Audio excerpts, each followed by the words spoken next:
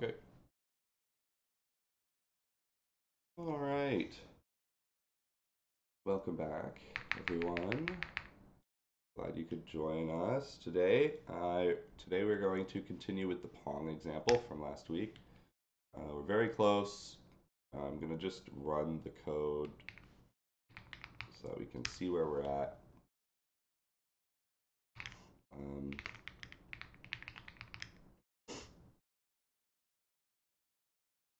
So there was a small bug last week and I fixed it. It was a really simple fix, so I'll just quickly show you what it was. But we go XGL Intel Cabal run. Then you can see that the ball does. You can't see anything yet. Oh yeah, because I'm not.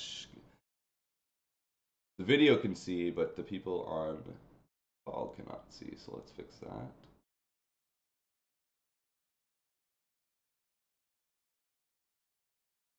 Huzzah! Better. Okay, great. Let me run that again then.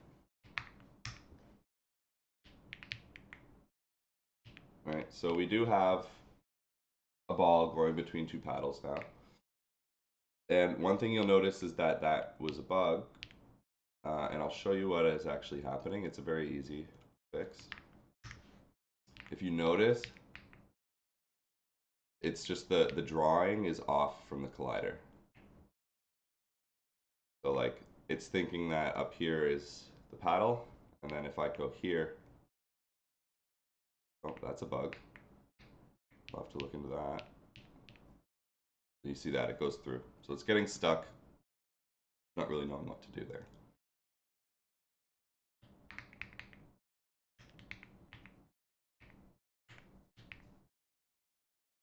Okay.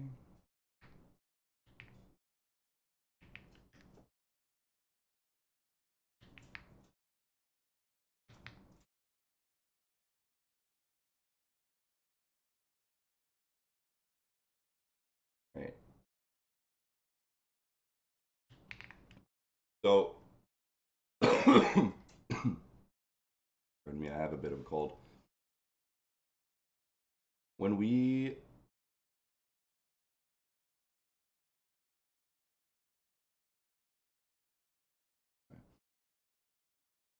the last, I'm trying to find yesterday or what from last week what was breaking, just so I can remember. There was a false. It was in the has collided.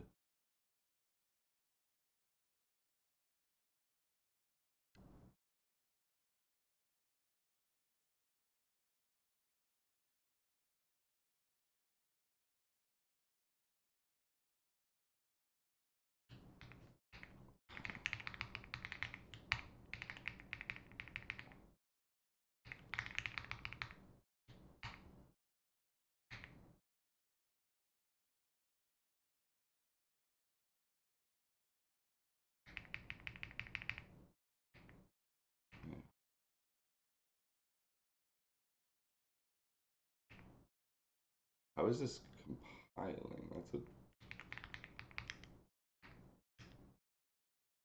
Okay, it's not it. That must have just happened.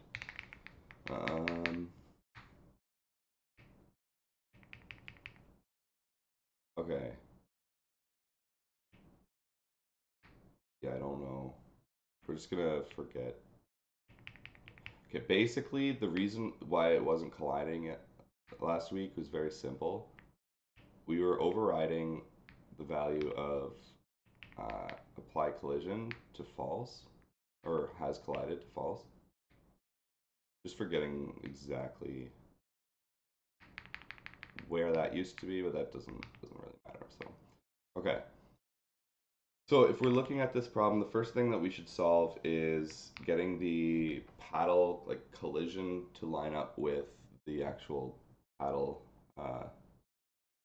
height. I was expecting it to, but it seems to be offset. So let's try to figure out why. It's happening to both offsets. So it would be So the way that we do this is we first check if something has collided.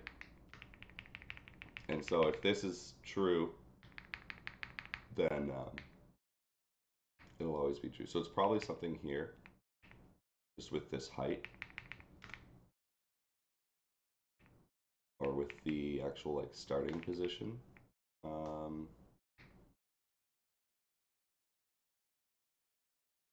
Because effectively what's happening is that the collider is going too high up. It should,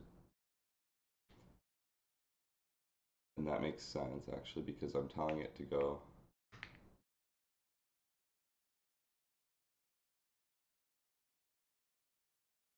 So one hypothesis, it seems that the size of this, yeah, see the size is like actually the size of the ball, if that makes sense. So if I go down just a tad, or maybe it's a little bit, oh sorry, this way.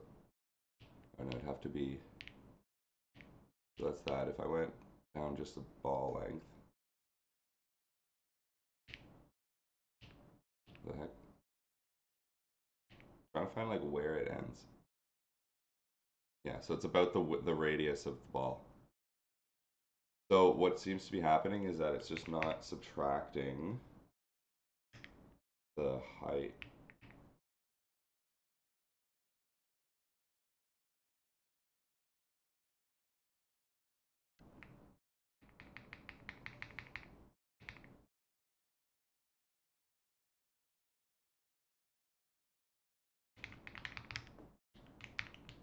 Let's try this.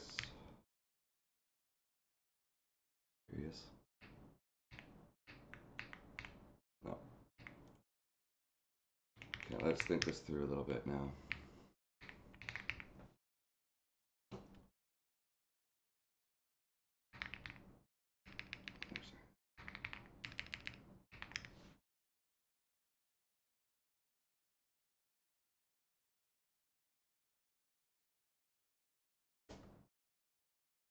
So we have this here. We have our paddle.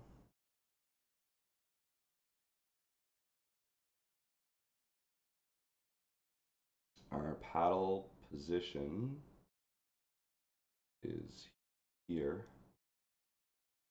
This is P pause.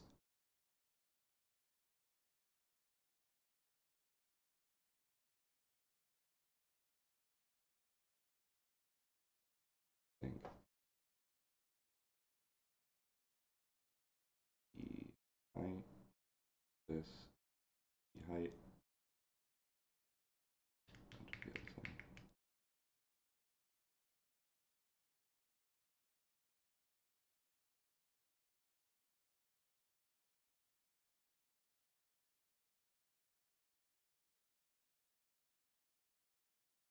And then the ball pause, get Y, P pause. Here's the ball.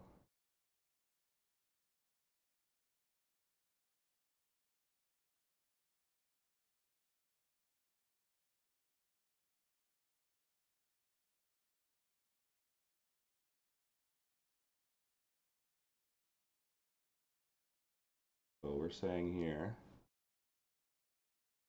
clamp the ball between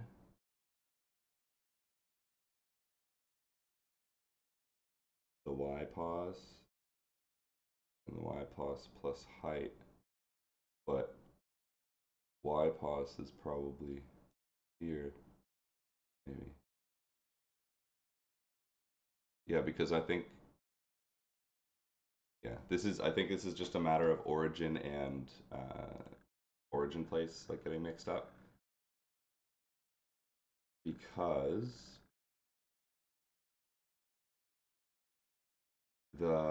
we're basically in metadata for the paddle. We're treating this as if it's in the middle. And then when we're drawing, we're like doing the math. So I need to, this was me still thinking in terms of screen coordinates as opposed to like just the game coordinates, because we do the translation to screen coordinates in one spot. So really, yeah, my misconception here is, and the way I've tested that is, so p pause is, if it were this height, if it were this position, then adding p height for the clamp would make sense, right? Then it would be okay between this position and this position. But if this p pause were to be the middle position, then it's going to add p height, and it's going to be what we're seeing. This is what we're seeing, is that like the collision zone is like here, right? So it's a pretty straightforward solve. It's really just get get y p pause minus p height divided by 2.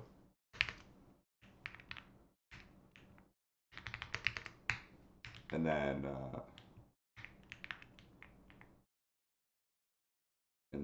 here it'll be plus p height divided by 2.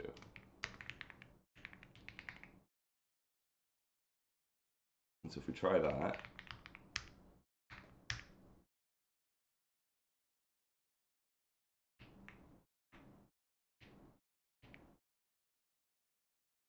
okay, not quite. Spooky. Oh shoot, I've got I've got it over here. That's why you said that. Oh my, why does it keep? Oh, it did like a funny thing where it like curved. Oh, through the bottle. oh, I guess yeah, you would see that, but the camera didn't. Yeah.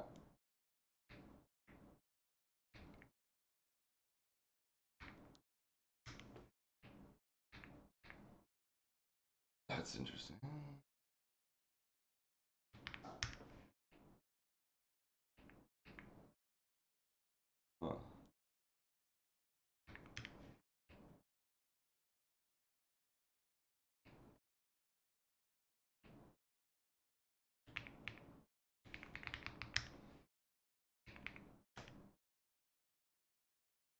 I feel like the bottle length is way shorter. Or... Hmm.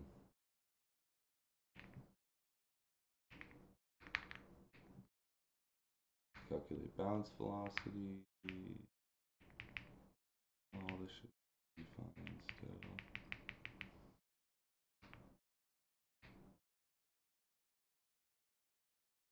I should mention that Kyle's been fortunate enough to pair program with me all week. So. Kyle's my second this one. No, we've been having fun. Very rarely do you get to program with your friend at a company, so that's pretty rare.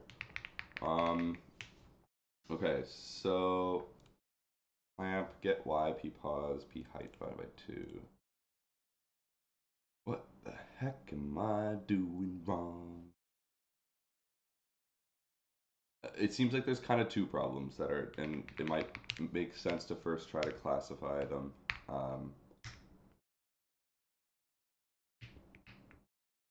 Here we go.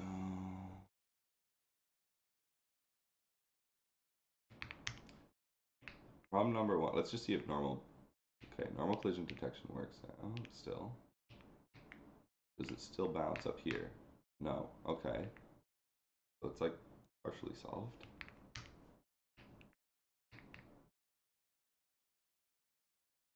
Probably should have. Seems like it's still just like off by a little bit for some reason.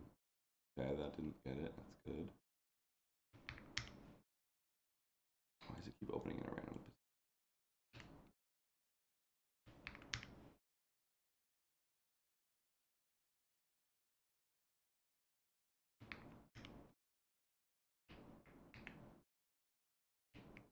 That shouldn't have.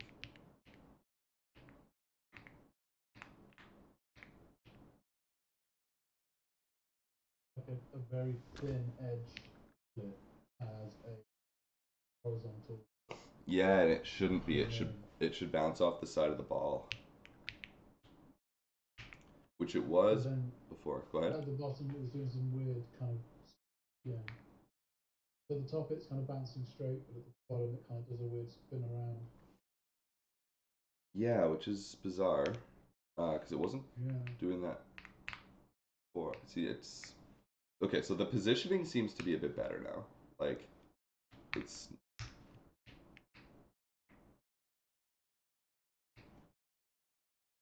I mean, it was technically...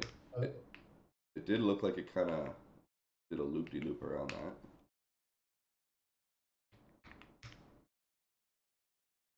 Or easy to bounce it back and see it on the right hand one from the... Yeah. Yeah, actually. I'm gonna just... It's also annoying that the ball starts there. I'm gonna make this more... reproduce the simulation. Ball start pause on Y.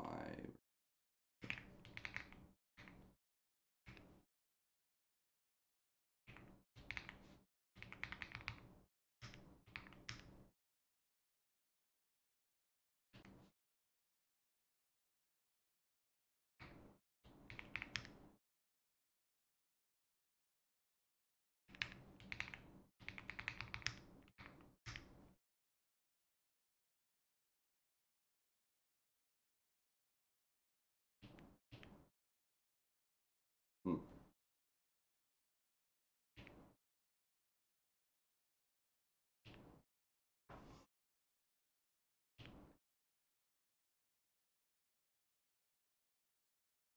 Okay.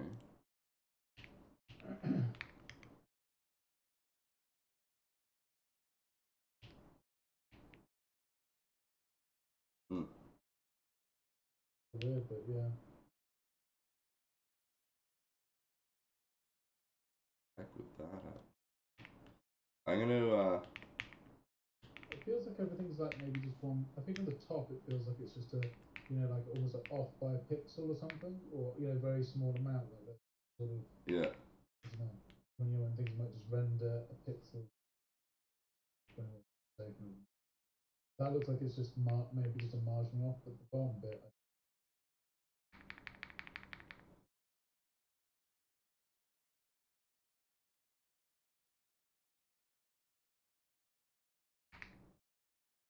Oh, wait.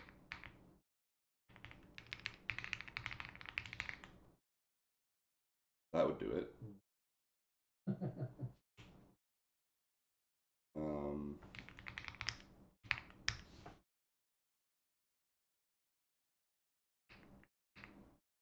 okay, well, that was interesting. See how it like teleported to the top? Yeah. That okay. That could be, but the velocity was correct. So that okay. This is interesting. Yeah. Okay, I might know how to solve You this. wouldn't expect. It's just opposite. Ooh, So what wow. it's so what it's doing is it seems, at least what it seems like what's happening is that That's kind of. yeah, it's okay. So the calculate overlap function is just not working correctly. I'm going to remove this function just for now, just to show you kind of what it's doing, and also before we give someone epilepsy. Or not give them epilepsy, give them a seizure. Okay, so...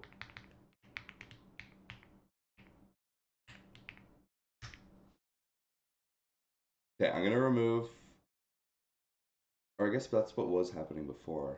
Was there was no collect... There was no... Yeah, I was just using the pause from before.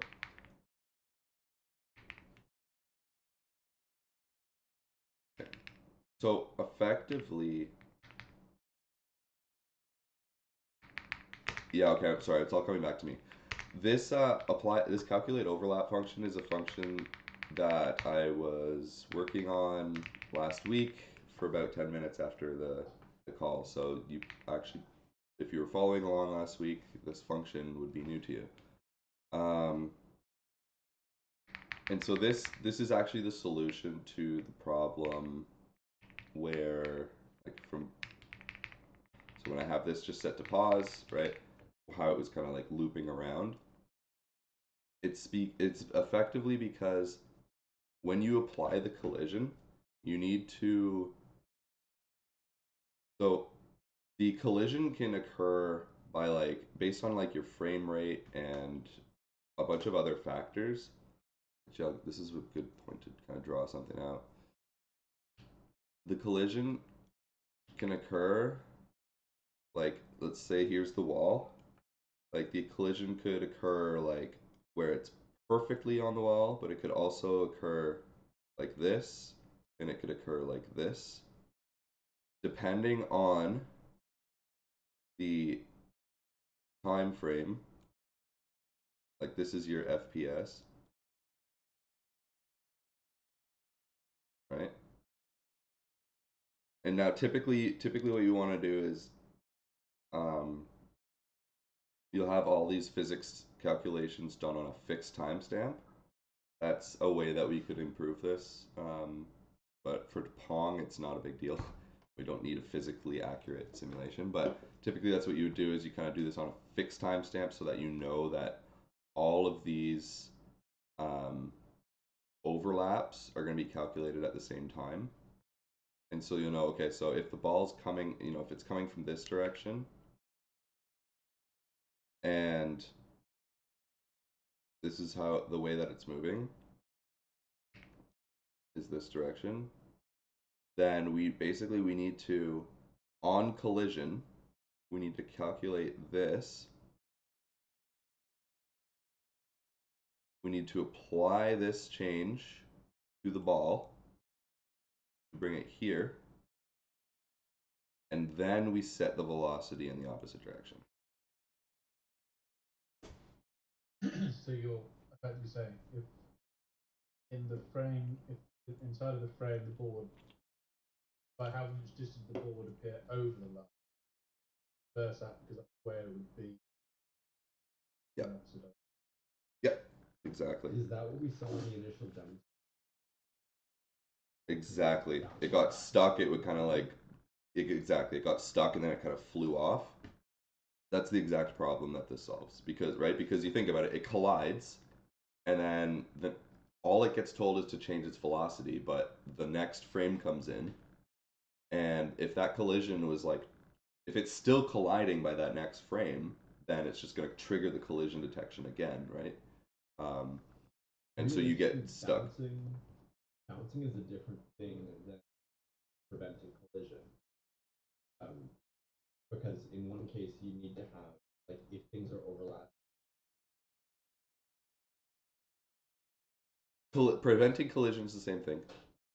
Because you have to think about the frame rate, right? Like, you're never guaranteed that the ball, like, if you're traveling at this velocity, you're never guaranteed that the ball will, like, there's no physical wall here that it's hitting, right? Like, so we have to create that physical, like, okay, no, if it does go too far, then, and there's other techniques that you can do for that. Like, you could do it preemptively, right? Like, you could have the ball be aware of how close it is to the wall, but then that's a lot of compute power. So this way is the most efficient way to do it, because you're just being like, okay, on collision, how much of an error was there, and then just reverse the error. It's a common practice. Like I said, with the fixed timestamp, you can, with the fixed delta time, you can, make it so it's like the ball will know. But honestly, I think you're just doing more calculations than needed there. So but it seems that what we're doing to calculate this overlap is like the signs are flipped or something. Like, the math is wrong. But if the signs were flipped, that would make sense, because if I look at what happens when I hit it high,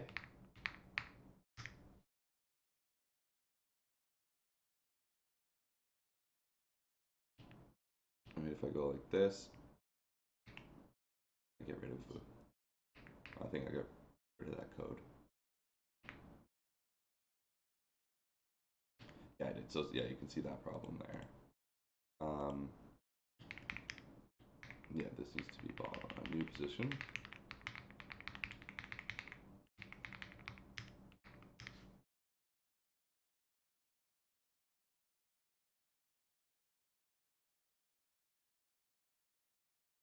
Okay, and so that happened because it's at 0. I didn't move the paddle. That's something to keep in mind. Now, if I do move the paddle, okay.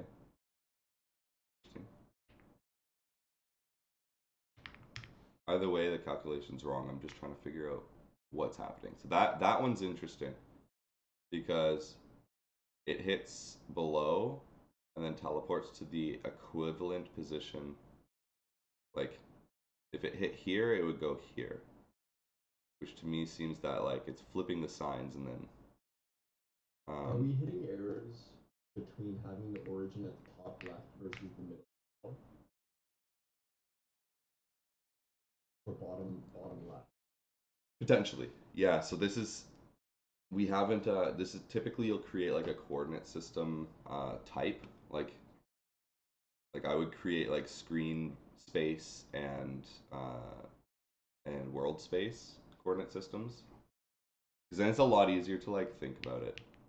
Because yeah, like even here, like this ball or this side of the paddle is greater than this side, whereas this side of the paddle is less than this side. But this is the side that bounces, and this is so like it could get the coordinate. We have to pay attention to the coordinates, and you're probably right that it is something to do with the way that we're framing the coordinate system, as opposed to like the logic itself. The logic might make sense, but the way that it's using the coordinate system, like you saw with the paddle position, it could be a similar thing. So I guess then really the question would be, I'm pretty sure collision is good, like because we collide on this side of that. Then it's the applying position that messes everything up. So let's look at, or it's the calculate overlap. This messes everything up. So this could be entirely wrong, because I wrote it last week and it was kind of just messing around. But let's try thinking this through. So okay, we've got our ball, or we've got our wall, our paddle. Okay, and we have a ball that is coming from this direction. And here's the overlap. It almost looks like when it gets stuck, I don't know because it wouldn't explain when it goes teleports up and then stuck it. It looks like when it gets to here that it's pushing it back to where it should be by that distance, but it isn't reversing the velocity. So it just keeps doing the same thing over and over again. Yes, it's possible, but so that's possible. My question would be why would the velocity be reversed in the other cases? Like, cause yeah, that's what I wasn't sure. Yeah. right. So maybe that's a good hint, right? Because in those certain cases, it does seem like the velocity, like you are right, because in order for the ball to stay in place like that, it's not even really staying in place. It's kind of like wiggling back and forth, right? So in order for that to happen, that would mean that the sign on the velocity is just consistently flipping back and forth, right?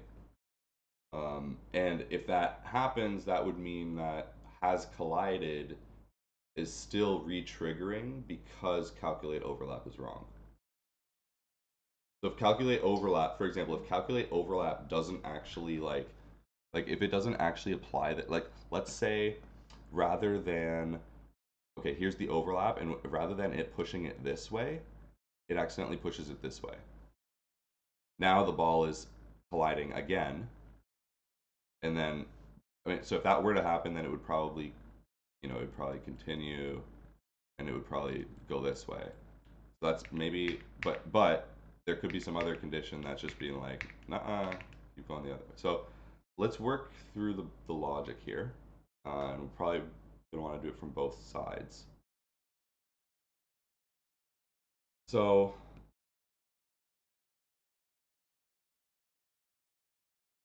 Oh yeah, and effectively you gotta remember too, what we're doing is we're drawing our ball here, so I'm gonna use that in a different color. This is our collidable ball. And this is our ball. So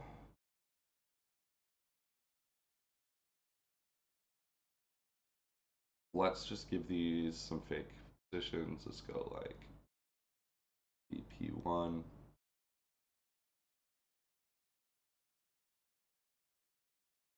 Equals do this in like multiply by 100 or by 10 just to make it a little easier. So we're gonna say this is like on X, we're gonna say this is 40.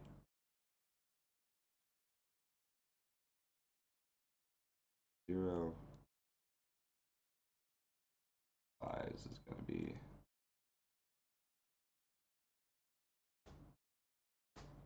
just say 10. Make things easy. And then BP2, doing the gray.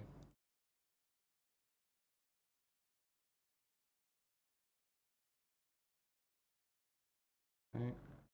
This on the X. Now let's say this is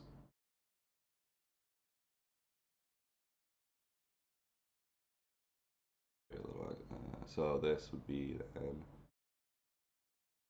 48. Let's say 48. So what that would mean is that this overlaps this one by 2.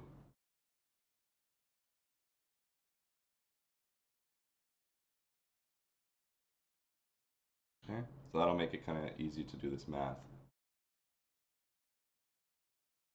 So for the distance, we do length vector to length.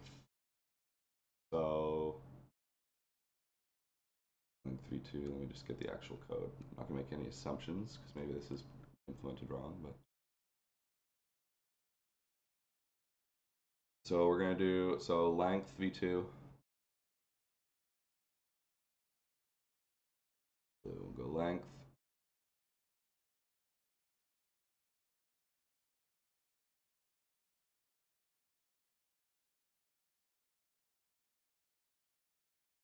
All right, so let's do this math then. So take a calculator out. And we're gonna go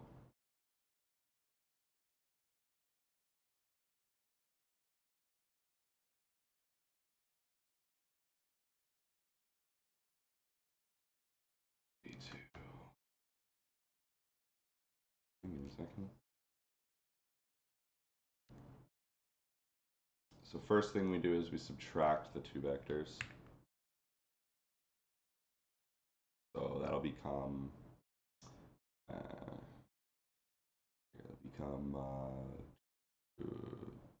2, 48 minus 40. Okay, so yeah, so it's just literally just 8, 8, 0. And then we get the length of that. So that would be 8 times 8 plus 0.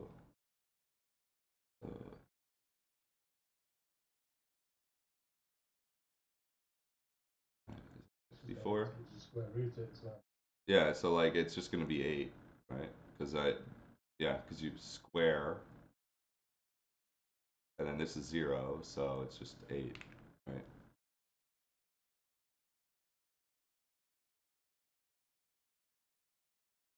Exactly right, isn't it? Thing is got 8 over the patterns.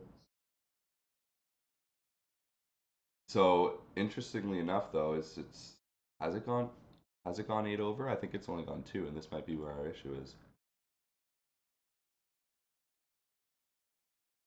Because the way right, because I'm designing this so that BP2 is at 4. It's at 48, and this is at 40. So like this point is 48. This point is 40. So the side, yeah, this is, I think, this, I mean, this could be where the issue is. 'Cause that's off the bat, that's just wrong. So we got to just subtract the radius. Maybe, actually. If it's the set, when we say BP1, BP2, we're talking about the center of the board, aren't we? Yes, we are. Yep. No, that's a good point too. Because there's nothing in here. Oh, here, yeah. So this is where we do. Okay, let's work through the logic here. Because this is where we actually use the ball size. So this right here is radius. So what we're doing is we're checking how much it overlaps by adding the two radiuses together and then subtracting the distance.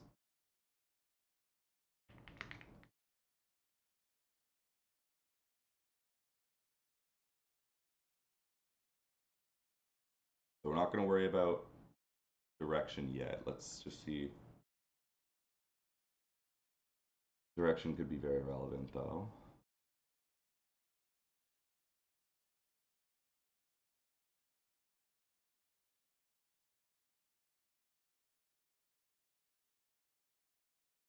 And now this has me thinking that if I change this function, it'll work on the paddle on this side, but not this side. Whereas if I, like here, does this matter based on which paddle it hits?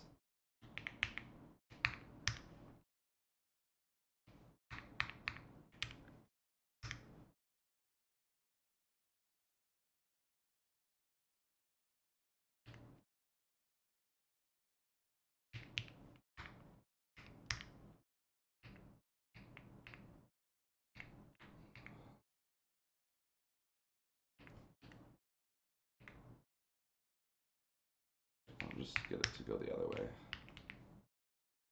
Rather than trying to bounce it back, I'll just flip the starting velocity.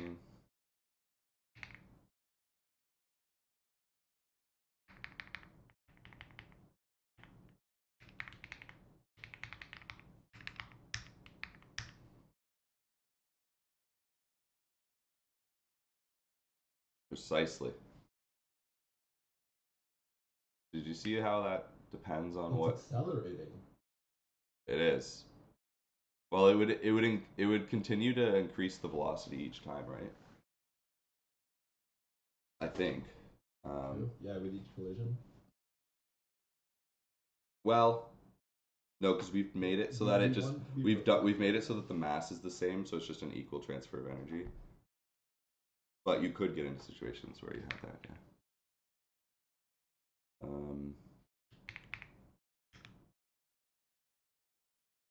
But if you notice, in this case, it's bouncing between the left and the right side of the paddle.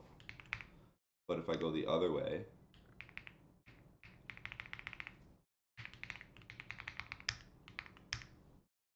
it stays on the one side of the paddle?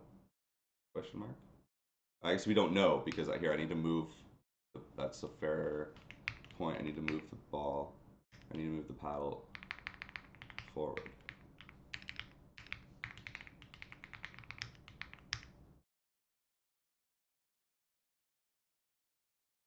Okay, it does the same thing in both cases. But that's important information. That's helpful. Oh, okay, that does make more sense because then it's. Yeah, it's calculating the overlap. It's sending it back this way as opposed to the way it should go. Yeah. And then that just causes.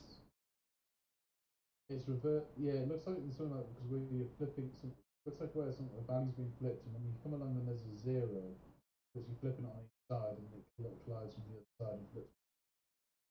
Well, as soon as you get some angle on it, so nothing on it, calculate it, then get the behavior you're expecting because you'll get some sensation. Yeah, you know what I mean? Exactly. Yeah. Oh. So then, all right, so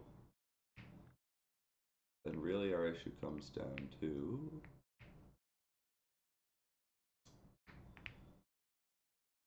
this.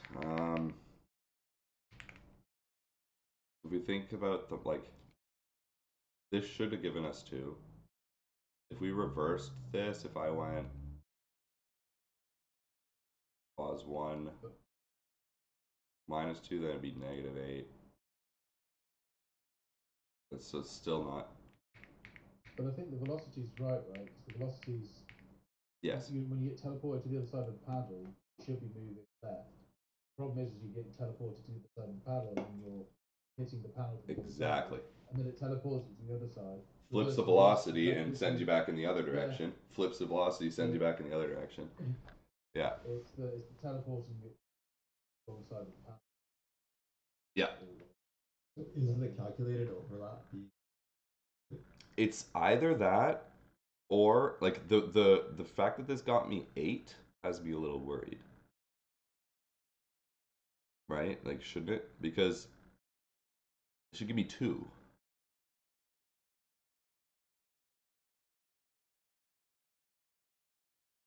It's like BPL, or no. Or,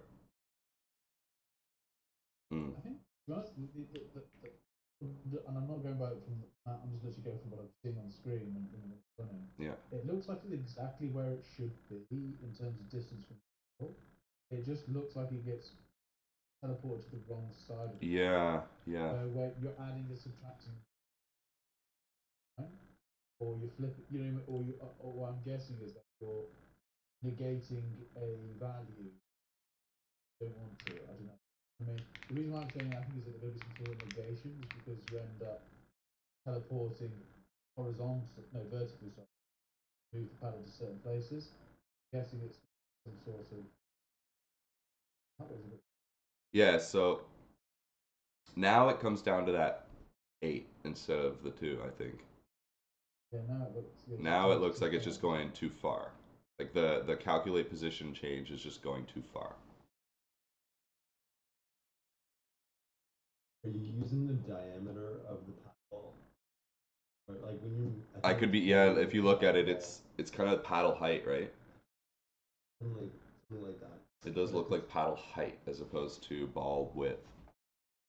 I mean, it's just you move the paddle and see if we get the weird teleporting vertical. Yeah, let's see. Interesting. That. Well, that looked like it caught the edge more. You would expect that if you caught right the edge. That should have just bounced right off. Like, if I go like this, like that's still right on the. You know what I mean? That shouldn't have hit an edge. It does seem like it's okay. There's a couple of issues overlapping, and that'll get a little confusing if we. Yeah. Can we paint the collider ball? Is that gonna be much effort? Oh, that's a great idea. It would. We could do it implicitly. Like I don't want to like change the. So not implicitly, but like I don't want to like change all the code for this. But like we could just draw in a ball and like copy the code for where it should be. Cool. Yeah, if that's not too much effort, but it would be good to see. Yeah, no, that's a really good idea. Yeah. That's in Unity they call that gizmos. It's actually a really. If we were to build an engine, I would build something like that, so you can basically just visualize like anything you have. But that's where entity component systems come in, because then you can just attach and be like, hey, this thing has a mesh, okay, turn it into a wireframe, right? But anyways, so let's do this. So if we go calculate overlap, no, has collided, circle collider. Like I think this is just it here, and then yeah, then we just draw. Because this is the position, and we'll just create circles there. So I'm going to just do this the manual way.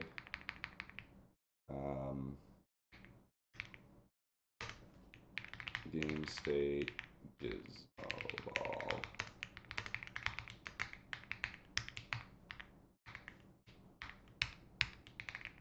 Cool. And now we will initialize the gizmo ball.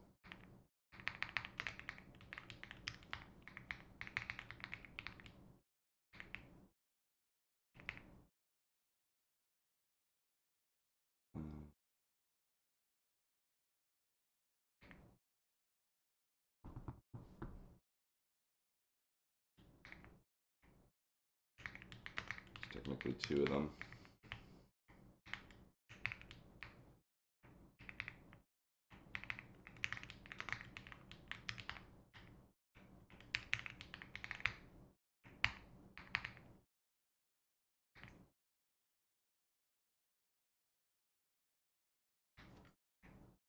They have a 0 velocity. That's one thing that's good.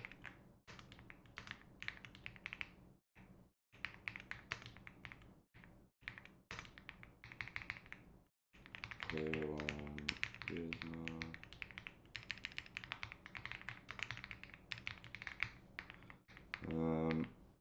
Where'd it go? Player 1 start, pause.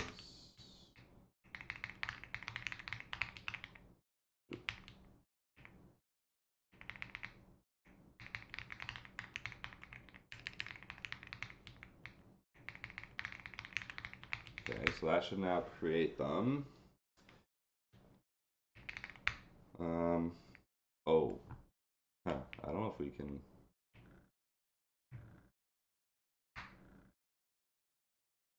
This might be a bit of a challenge, though.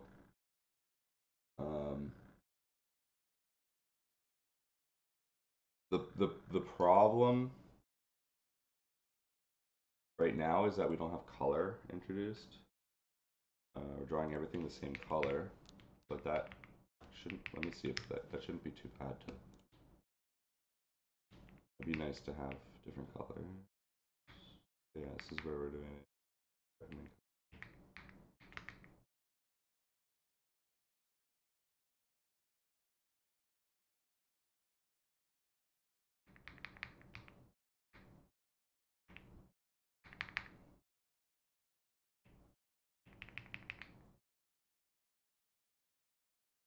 So this is the shader that we create. Prims, 2 prim stream, uniform.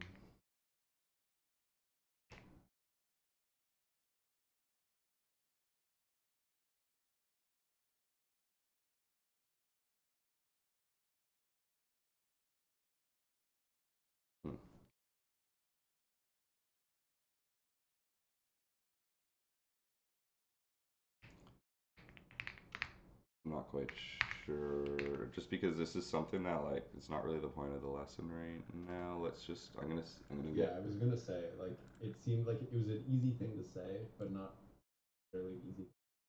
Probably I would say that there's probably maybe even not like there is, but this is a really good idea. I was just gonna say let me run this through Claude just to be like, how can I make the fragment color a function of the thing that I'm trying to draw? I want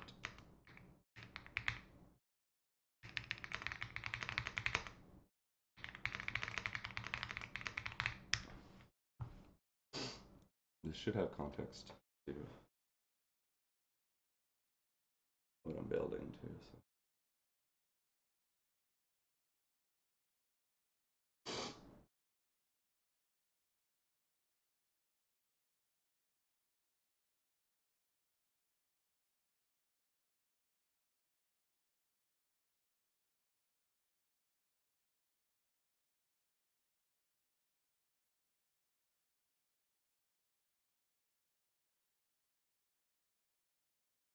Right, okay. Cool. I like that it actually just kind of handles that for me. It does. It's a nice G pipe feature. So effectively what I can do is effectively zip together the color and the vertex, because that's typically what you do anyways, is that like you'll have your vertex information and you'll have your material, but your material is really just a mapping of color to vertex. So here it's just being like, yeah, if you just map your color to your vertex, then I'll just use whatever color is on that vertex. And that actually means that you can have like multicolored things. Like, you know, if each vertex is a different color, then it'll blend the colors between. We can maybe play around with that. But yeah, that's there we go. Fragment shaders implemented with gpipe. Very easy. So now all we need to do is just make sure that when we're creating the vertex array, that the v2 local verts creates. This creates renderable data. It's not creating vertex buffer. I'm going to rename this.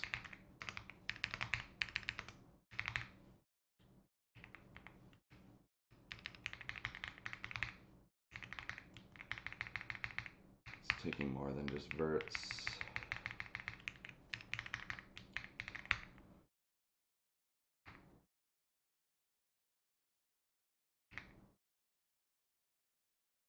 I guess they're not using it.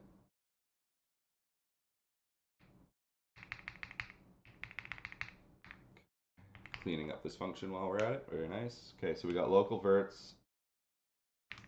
And then I would say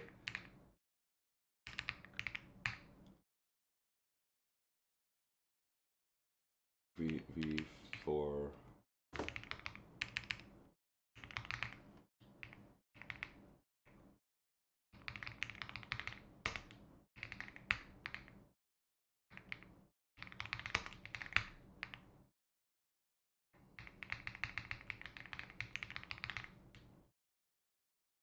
you know what, I'm going to do not vertex color, I'm just going to say color.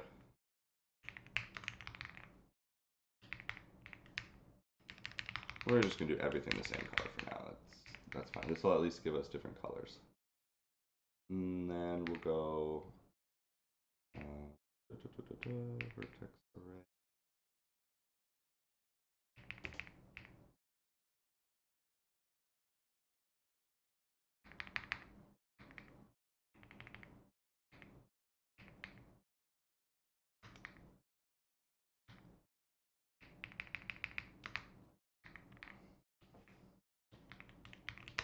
Just going to give Claude the whole thing for reference.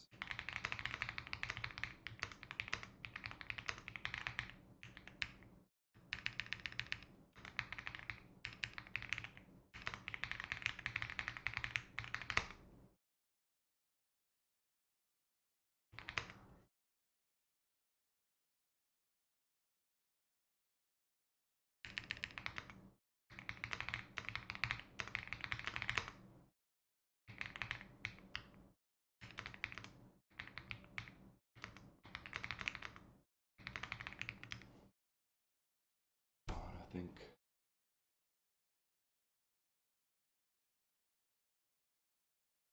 okay.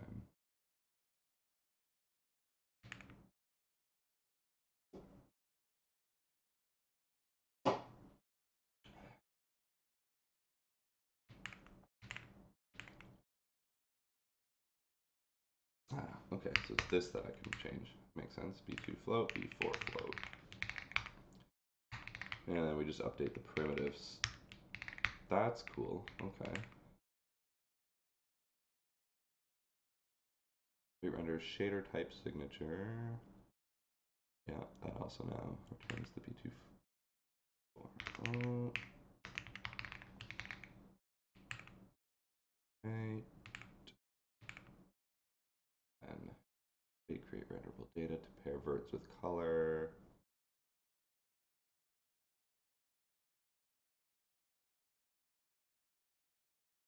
Okay, and then you just write that right to the buffer. Okay, cool. Write that right to the buffer. So I'm going to come up here, create renderable data, verts color, let verts, so colored verts equals map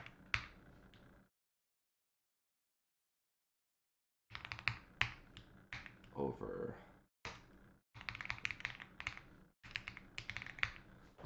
So that's a fun one.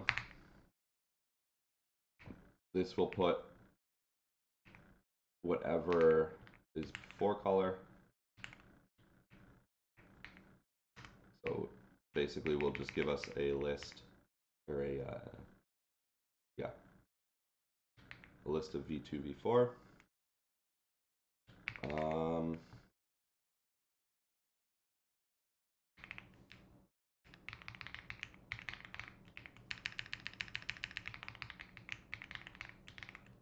Is that everything? No. Okay. So now I should be able to put in here.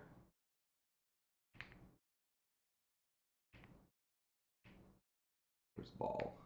Ball. I can change ball now to have a color property.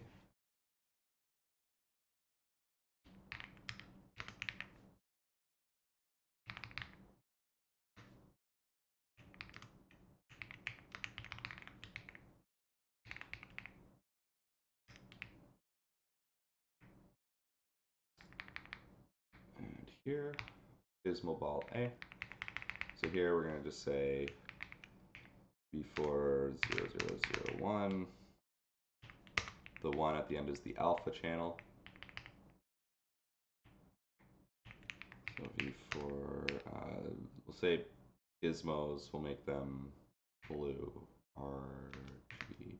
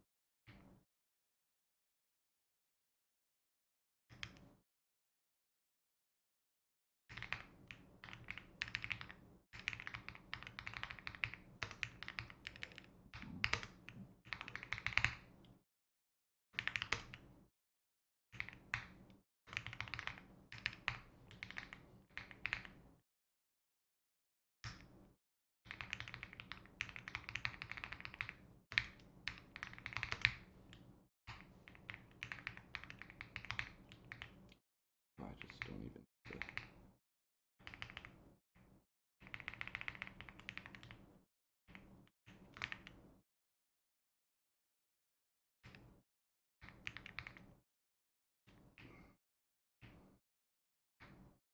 Just take this.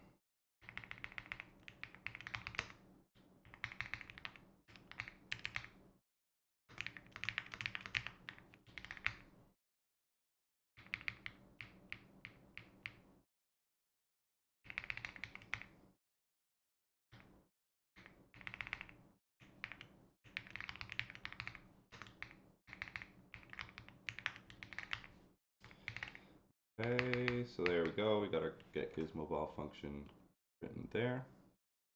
And now calculate ball velocity, get gizmo. That should be fine. And now, basically, I'm just putting these out here so that we can use them, like the updated values in the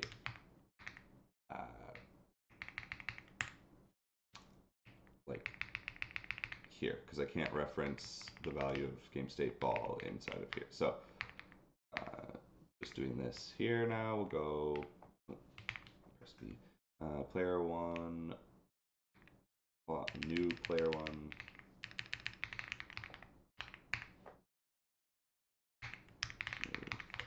This is all just temporary anyways.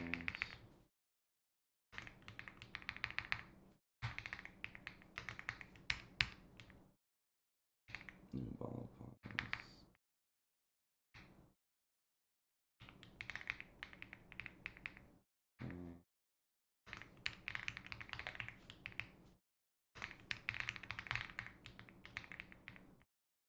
New ball class.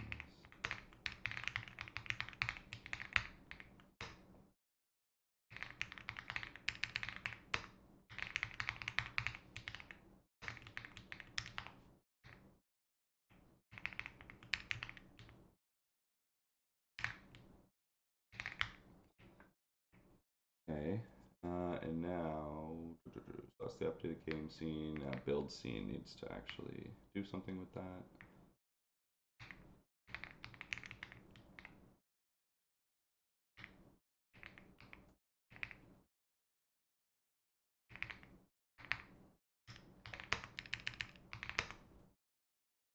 Say,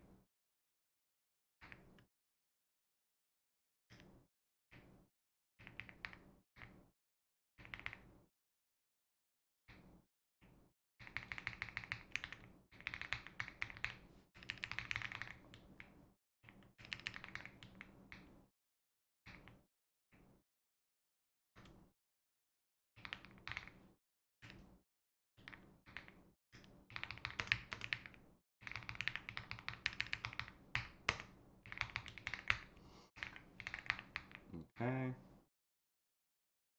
Go. And also there's another instance of renderer on paddle.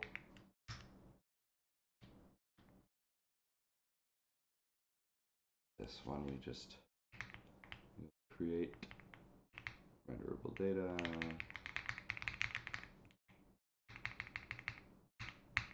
Converts, and here we just go V for white.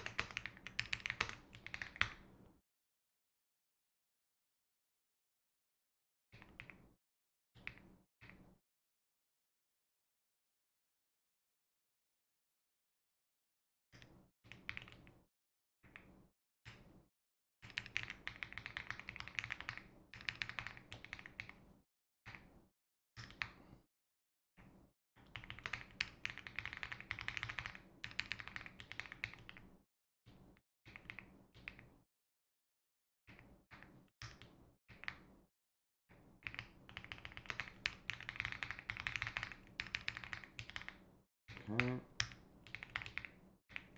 And now I get this. Once we get this written, it'll just be a little bit of compiler chess.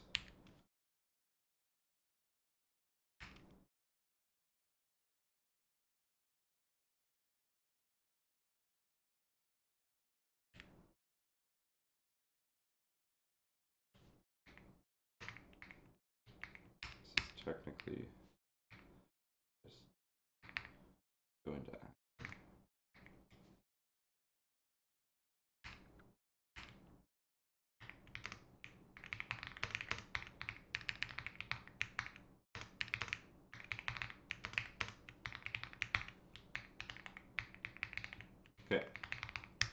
run and see what we forgot. Perhaps you intended to use tuple sections. Yes, so we'll do that.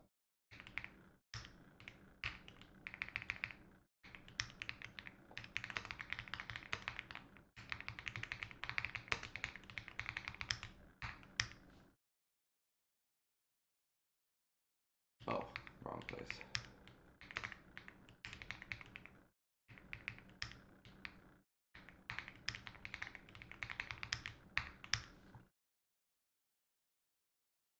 Okay, yeah, good.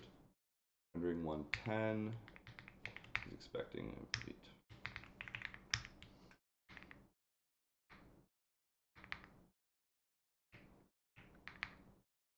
Renderable data.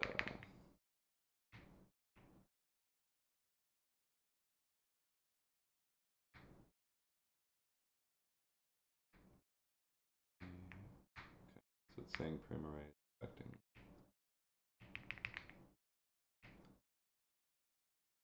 What?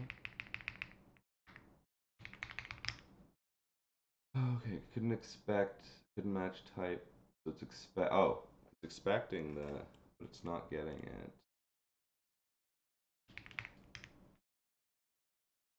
This was the cloud code.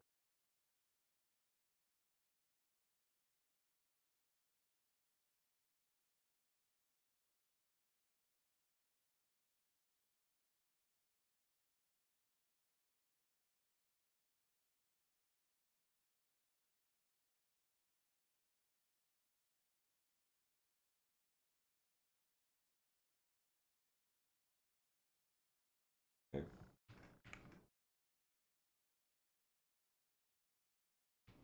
I'm wondering if that's a hallucination.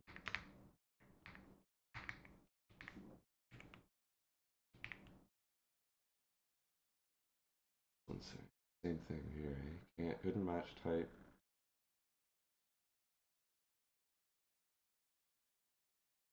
Third argument of right buffer.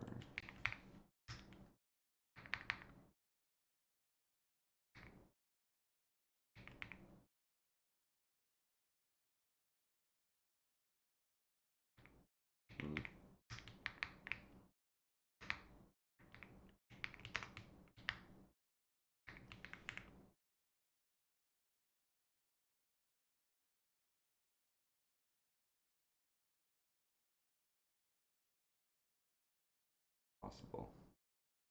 Actually, that is possible.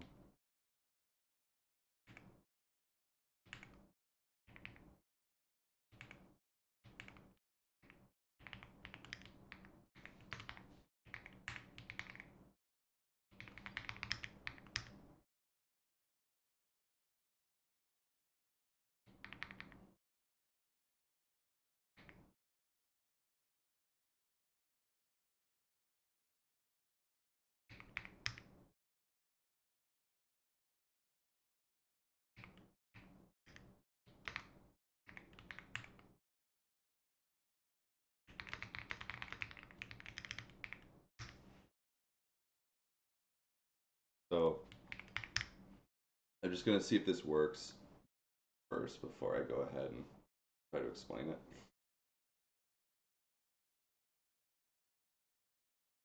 Update the random data type definition. Buff field still has the old. Oh, okay. Missed that. Yeah. Okay. So really, then the fix. I'll get it to actually run fully, but sometimes the type inferencing engine can get confused, and so you will have to explicitly. But now, actually, I might not have to, because it should be able to figure out that what I was trying to get it to go to now is a before float. Aha, fantastic. Okay, yeah, the reason why, and so you can kind of use, that is another trick too, is like, if you know at some point in your code that like this should be of type vertex array v2 float, v4 float, you can basically force it to by giving it a label, and then use the compiler to tell you what you're missing, right? Because that's literally what I just did there. Is I I missed the adding this B4 float to the end of the buffer. But because I had this and because I'm using a lot of type inference, it didn't know that I would. Basically, it will prioritize like changing your code over changing your data type. But in this case, I was basically explicitly telling it no, like it must be B2 float, B4 float, and then it was telling me that the type was wrong. So at that point, then it gives me a hint that, oh, okay, the actual type that I've defined is wrong because it's not matching what I'm expecting in the logic. So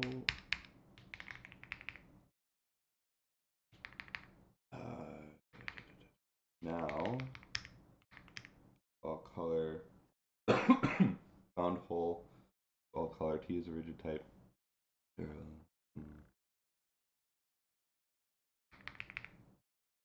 Ball 31. Oh.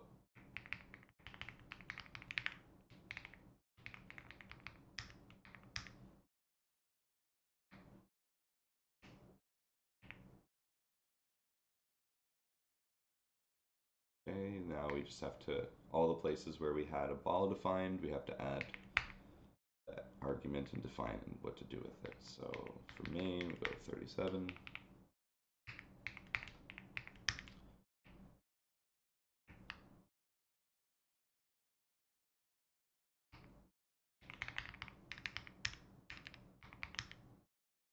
Oh, 337, I was confused.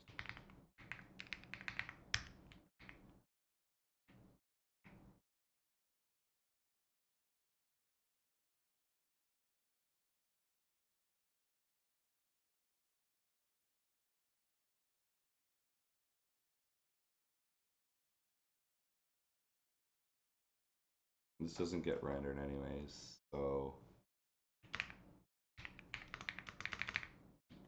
guess I just have to do that.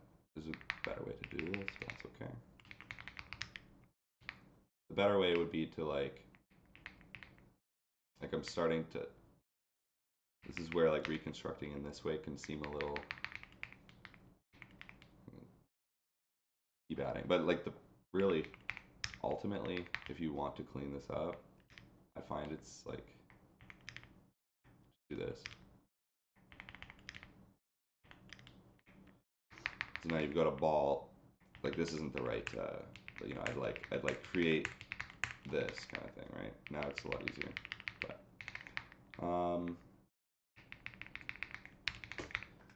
okay, so, yeah, it's just compiler chess now, 321.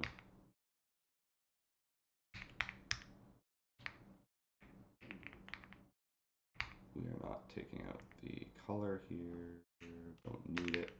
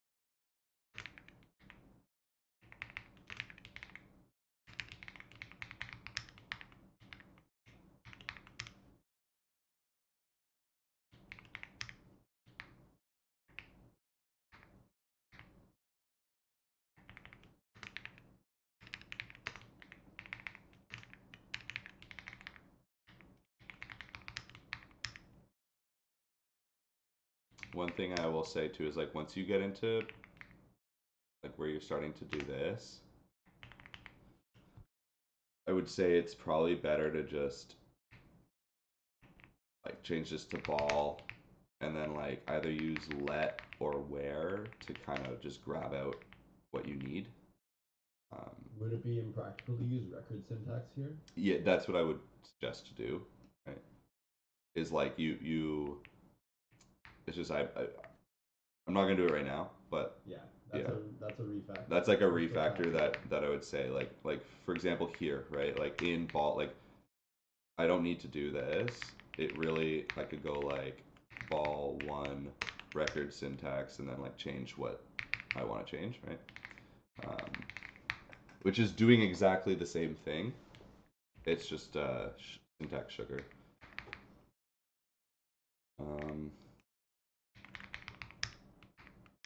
So let's just get this done now. Okay. Gizmo ball, new player.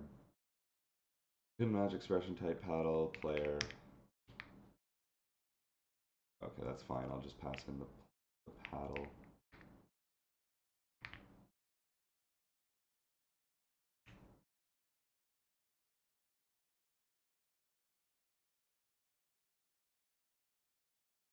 What was that saying? 166. Oh yeah, okay. To the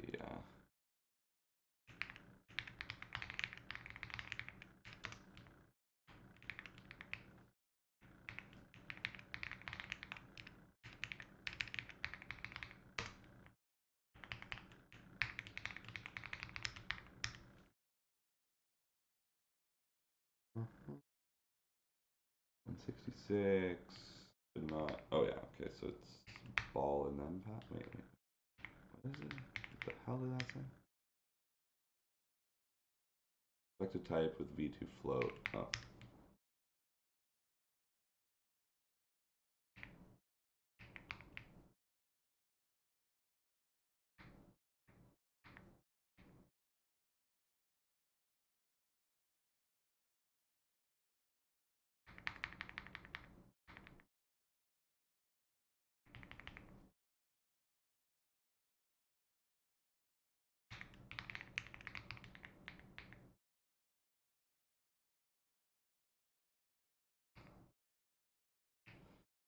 Just give me a full ball.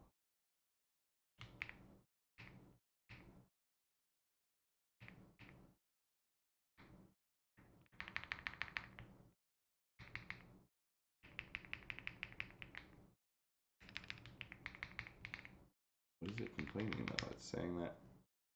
Oh, it's expecting a V2 float.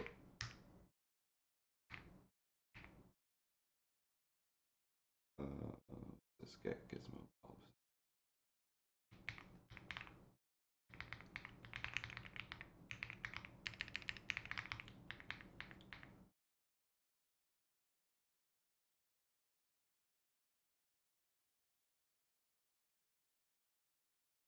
Oh, yeah. I'm just gonna say update. This return the ball.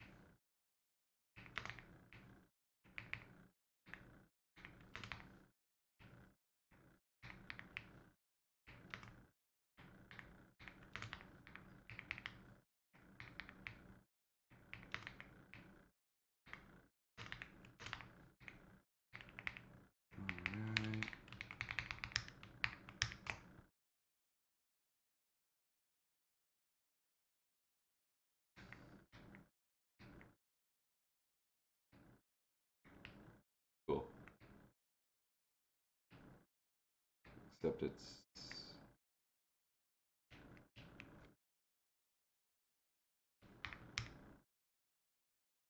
Why is it black?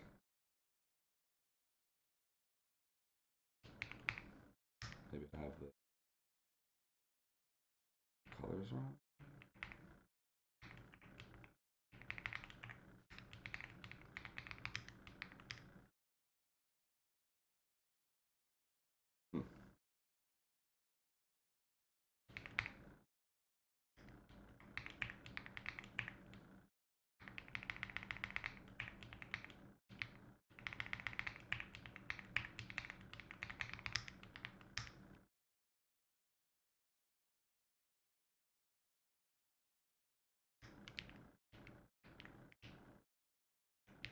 It's cool to see them working like that. But that's interesting. That might either be just that I've done the height wrong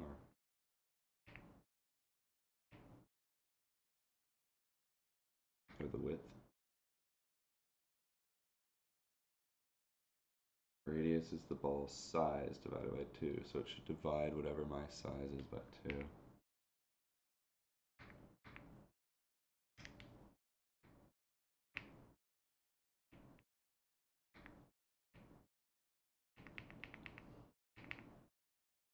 This is getting overridden somewhere when I do the.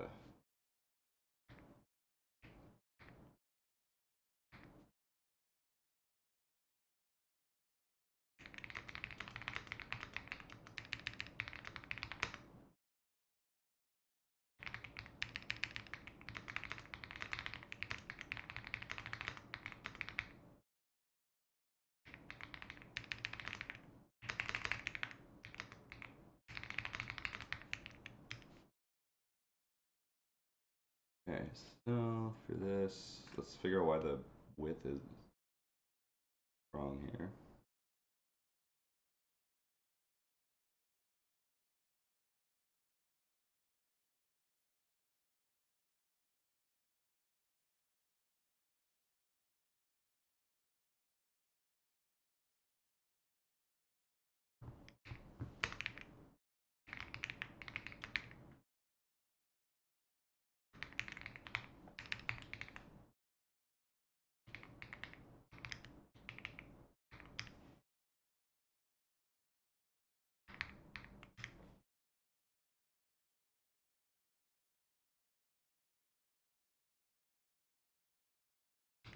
Okay.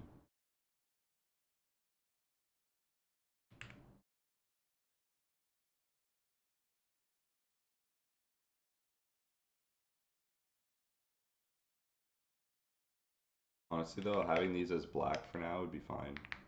But even if it doesn't work, I'll just not worry about the color. As if So the RGB values are between 0 and 1. they should be. 250. Right?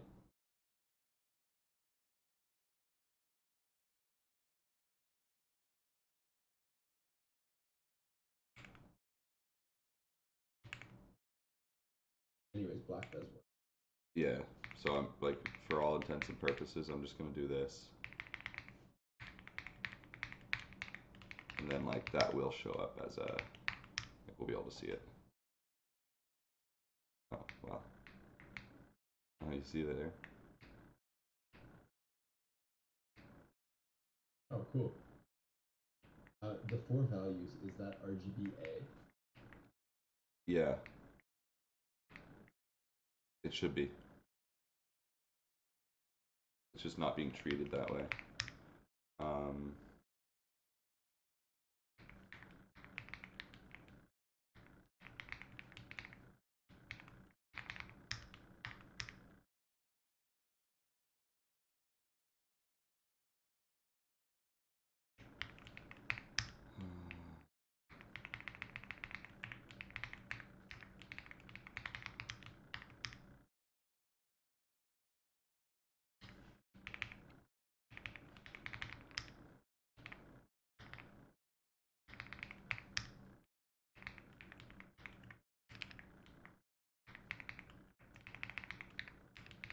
wonder if it's even using that.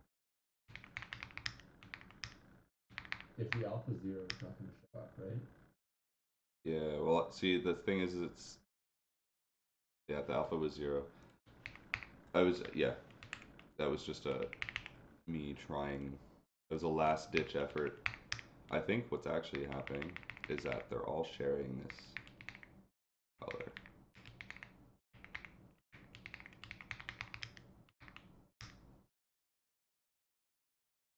Yeah. Nice. Well done. So that's why that's happening.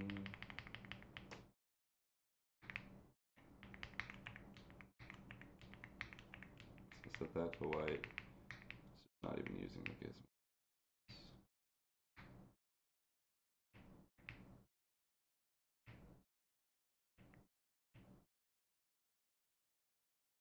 Hello again, friends. Hello.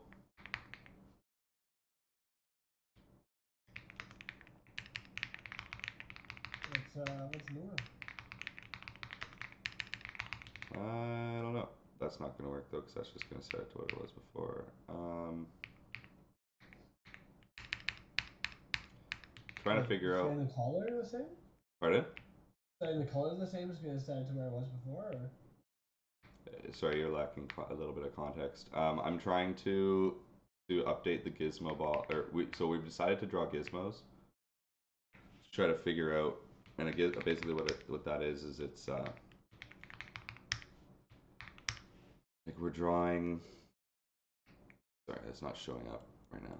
We're trying to draw shapes inside of the shapes to represent our collider. We're trying to draw a shape to represent our collider, and we're just running into an issue with coloring for it. It literally just happened, so gotta figure it out.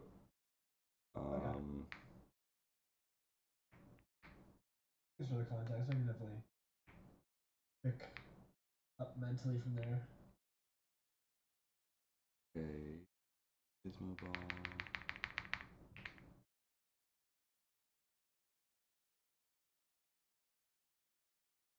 Oh, that's yeah, that's.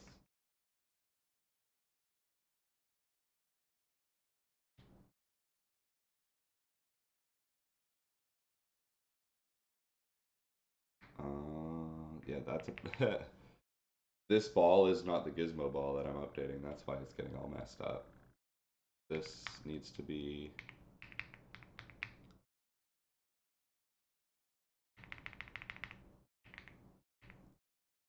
I'm gonna take and pause then as a, okay, I know what I'm gonna do. So paddle ball V2 float ball. And again, this is just test code, so I don't care about how nice it looks. Get Y, and then we're just gonna say pause. And then this is good, so that'll use the actual ball now. And now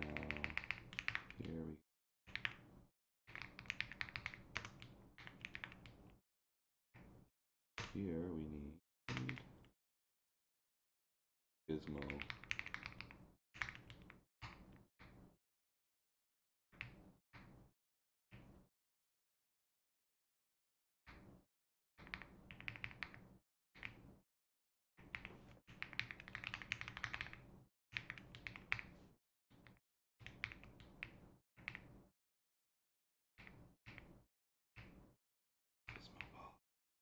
Okay, gizmo.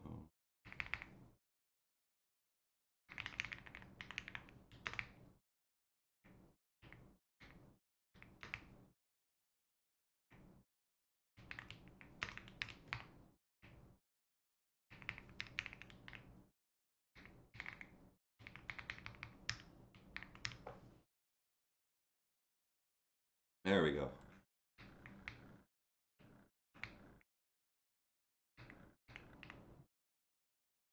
Oh, cool. Wait, so when you move the paddle, that green ball. Yes, so this is the whole idea behind gizmos. Show you. So we can see now what is being used for the collision. Oh, you see that? See, this is why we draw gizmos. That just showed us the bug. I guess that's how that's your debug print statement. This is your debug print statement for anything visual. Yeah. Yeah. Yeah, good suggestions, Evan. Because it's, Pardon? so is it because we do the whole thing of it kind of overlaps and then we calculate where to put it back on screen from me. But if it then makes contact with the bottom thing, even if it doesn't look at visual. Yeah, because it's because it's not here. Any of these collisions should work. Right? Like if I go here. Oh, okay. That's interesting. That's weird.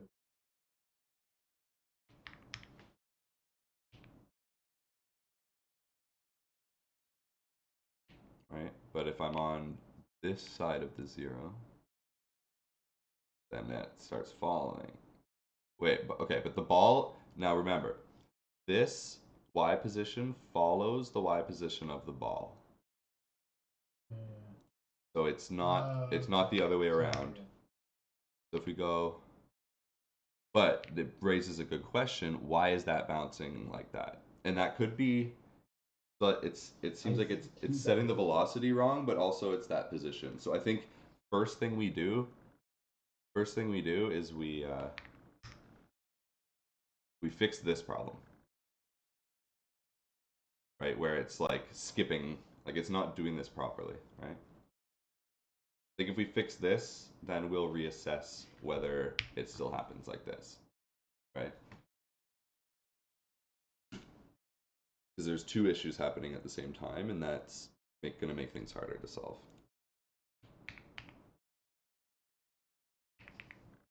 So coming back really to this paint, it seems like the issue is that we're going 8 instead of 2. Oh shoot, I just did. Right, like if the ball is coming in this way, when we're calculating overlap, we should expect that the overlap value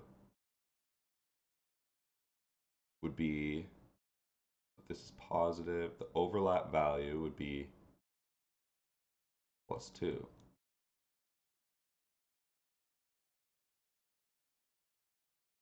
And so we need to apply -2, make it go, or we need to make it go in this direction. +2 would be that direction, -2 that direction. Problem is we're getting +8. Why? I think we just need to rethink the math. I think the math I was using originally might just be a little too simplistic. I mean, I feel like the distance is being calculated by a different y. Maybe this isn't a complete thought, but just like, can we just figure out the value right now? Yes, and I'm also wondering if. Oh no, we will need to know the. Yeah, I was wondering. Sorry, I was trying to think of whether that's actually the issue entirely. But no, we will need to know the y offset, like for the cases where it's coming like on an angle. But yeah, maybe to simplify it. That's why. That's effectively why when we run this and we don't touch it, it just like it works, and that's because everything's at 0 on the y. So it's just like there's math happening on that y-axis, but it's not a fact. It's all getting zeroed out. That's why as soon as I move this, it breaks. But let's get the 0 figured out first. There's an issue on the horizontal axis, so let's figure that out. And yeah, that's just, it's obviously going to be the math. behind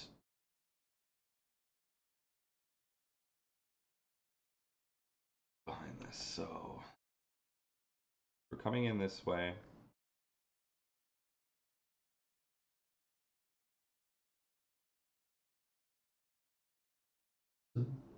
The size needs to be taken into. Be 8? Sorry? The value is always 8 in this context? Yeah, like no matter, like based on this example here that I've done here, value is always 8 based on the math that I'm using, but the missing piece is this size, right? Like if I go 40 plus 10 minus 48, that gives me 2, right? Just trying to think, like, yeah, because if you think about it, the points are center, and so when comparing, yeah, Okay, I know what it is. Yeah, we need to add the size. Okay, I think I might understand this, but Yeah, go ahead. just to reiterate, what we need is the combined radiuses ball and the gizmo ball, and we need to figure out how smaller, how much smaller the distance between those balls is from the combined of those two balls.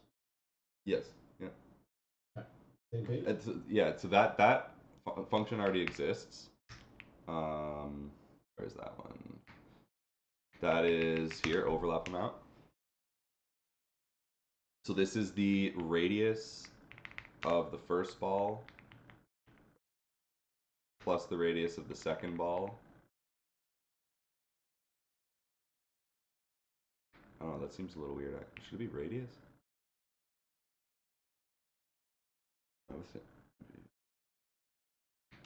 This is a distance minus those two radius. Wait, we gotta think about this. Yeah, I'm wondering if we're just forgetting to add the size of the ball. I think that is what it is, because there's nothing in here about ball sizing.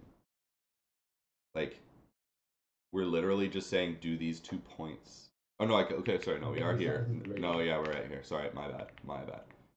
We have it here. But the distance doesn't use. Oh no, that's fine. We're doing distance from center points. So this is the distance from the center points. Correct me if I'm getting wrong, but would it be subtract distance on one side of the game and add distance to the other, or is it already relative?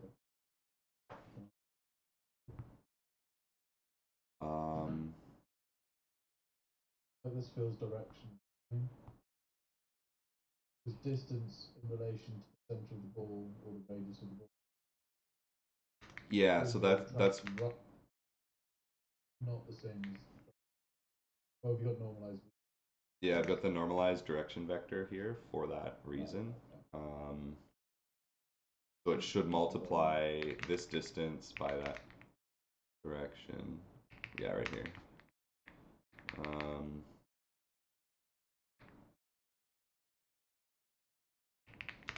So really, yeah, it's this overlap amount. This is not being calculated correctly. So I actually, now that I'm looking at this math, I think this first line is correct. Because we do just want the distance between those two center points. So that's going to give us the 8. So let's assume that 8's correct, and let's continue with this math. Okay, now direction, we're fine with direction. Direction's working properly. Let's not worry about that. Then it's this lower overlap amount. So now we're looking at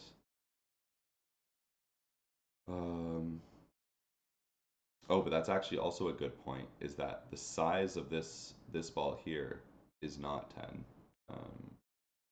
I'm going to redo this. We've got our paddle here. We've got our ball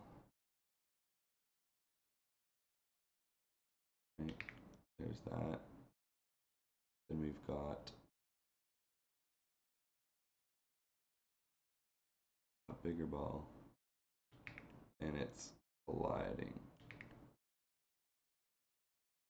All right. So this, we're going to say B1 pause is at 40. Let's say the width of this, yeah, so S equals 10. And then here, B2 position, I'm going to say is at 46. And it has a size of 4, to say. These are all variables, so it doesn't matter. Okay, so there's our situation. The situation. So now for colors, so we're gonna go distance equals BP2 minus BP1, 46 minus 40.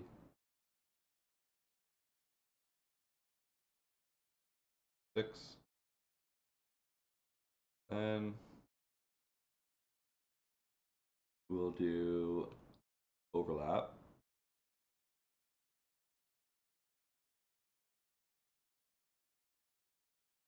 It's going to be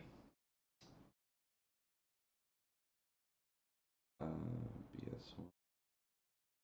Okay, so now let's take ball size 1. 10 divided by 2 is 5, plus BS2 is 4 minus 2.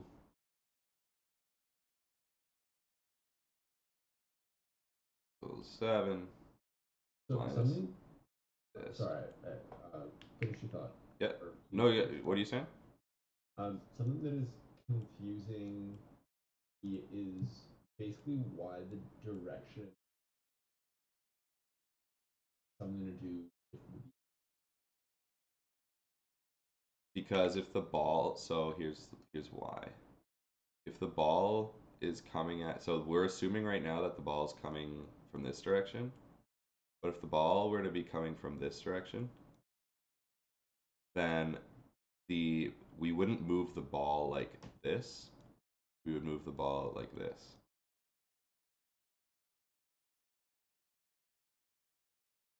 Okay, I think yeah, I think that makes sense. Yeah. I'll just sit with that. Let's stick with that until it we'll test the y-axis after. But like I'm 95% sure that that should work, like based on which axis. Because it's the same. It's really the same calculation on x and y.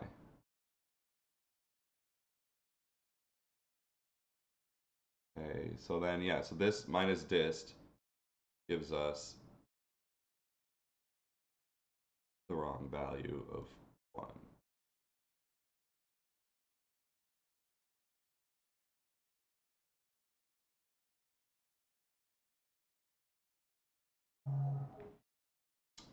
When really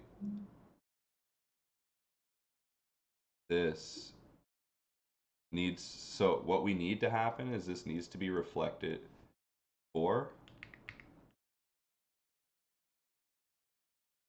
This should reflect 4, but it's reflecting 1.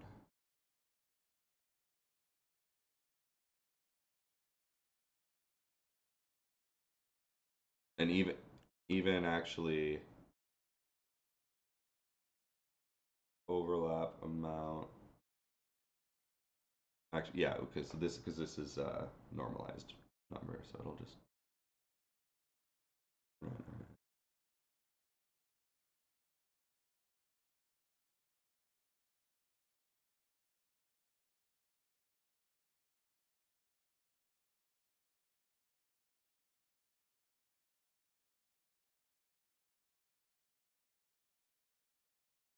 This is the middle difference between the two radiuses.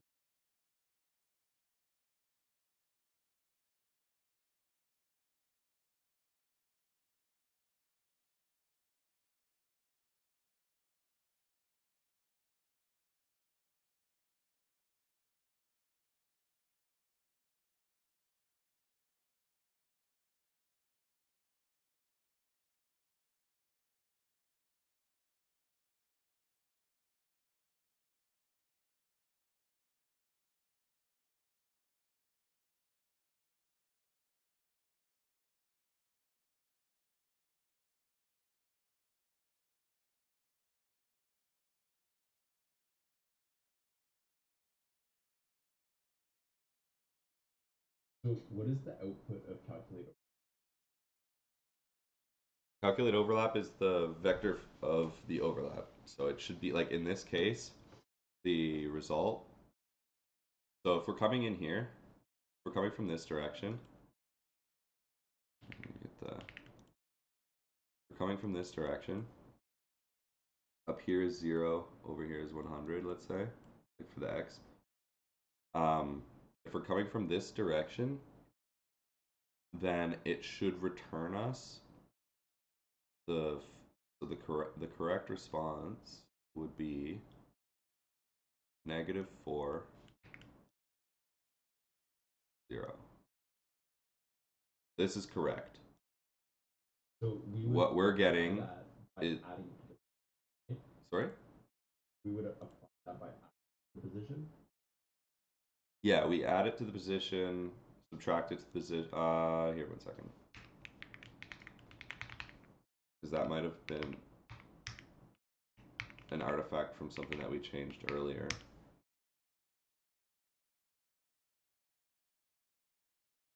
Yeah. So like, so that was to fix that. Now that doesn't necessarily mean that that's fixed. It's just that like the way that we were returning the overlap is not necessarily correct. Like I would probably go here and do it this way instead. But I think that would work. Yeah, so that does the same thing. That I think is actually more logically accurate. Because it's better to, it's like, why are you subtracting the overlap? Doesn't really matter. I'm just gonna play around with this. That shouldn't make a change. Yeah, because it's just a normalized direction.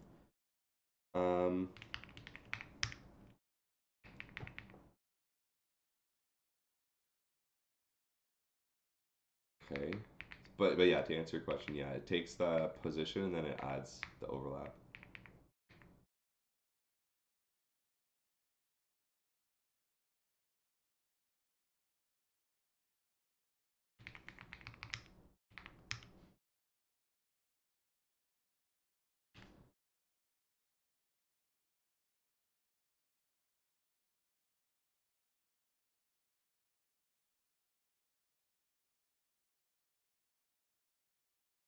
But it's getting.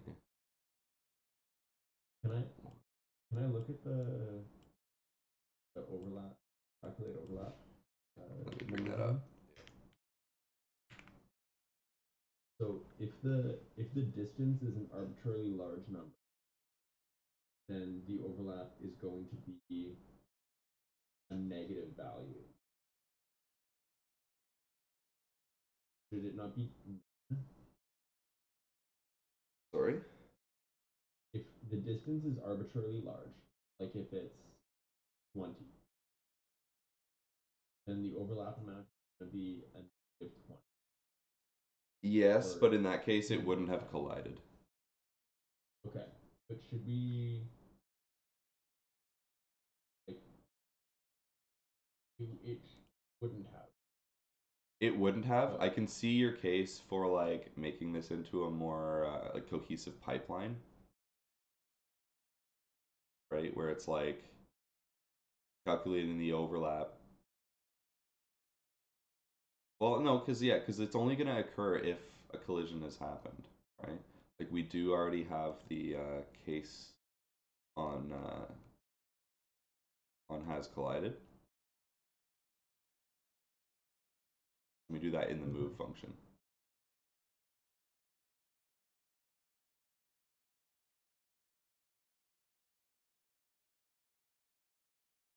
I'm just trying to figure it out. Yeah, I need to get this. Getting to the end of the session here. Be able to get this going.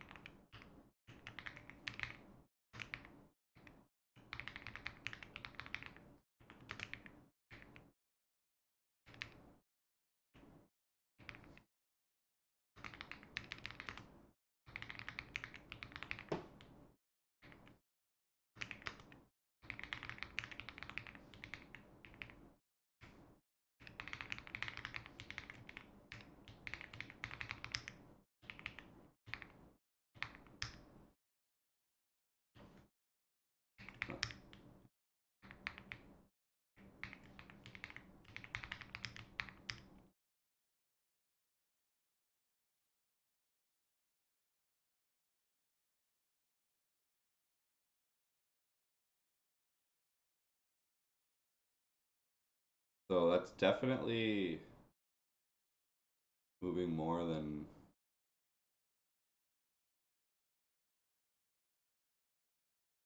0.175. Like the 0.175 for overlap amount seems correct. Seems very correct. Because that's yeah, it's jumping way more than that. Like if I'm looking at the coordinate space, it's going more than actually I don't know, that could be 1.7. Let me the way I can test that. I just want to see what 0.17 looks like. A weird way to put that. And go. Oh yeah, it could be because paddle width is 0.05.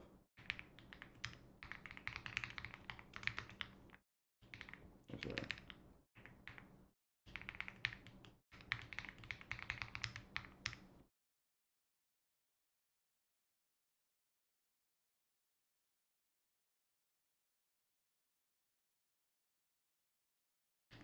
Yeah.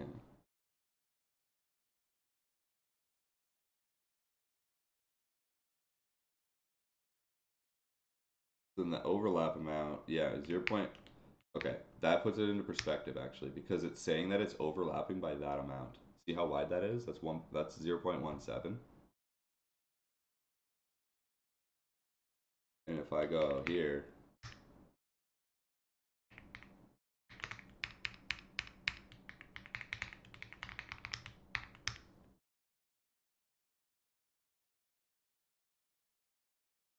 it's like 1.7, that's way too much. So it is It something seemed wrong. like such a reasonable number. It did until you realize the whole screen is 0 to 1. Which is why it can be better. It's nice to have like screen screen coordinates and everything. Like we are running into a bit of coordinate space issues where like things are slightly different coordinate spaces. Um, 0.17.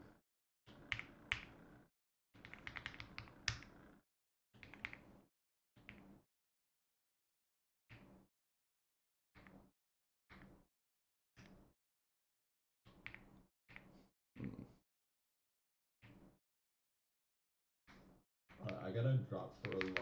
Yeah, all good, man. Yeah, we're over time, so I'm just gonna keep working on this. But yeah, thanks for I'll joining. check in afterwards. I'll stay on the call. Cool.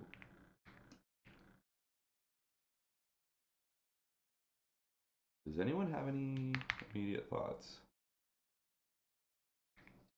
I've just got back up onto the door. All good. Well, can you just give me a bit of a recap? Yeah, so we're currently running into an issue where the overlap amount is just far too high. It's not being correct. It's not being calculated correctly. And we just confirmed that by looking at by actually printing out what the overlap amount was. And if you actually, it looks small, but if you actually look at what 0.175 is in the coordinate system, because our screen, it goes from 0 to 1, that's actually large. Like it's like a large block. So why is it collected? Like basically this overlap amount is like three times the width of the paddle for whatever reason. So it's like that's why it's causing it to jump, right?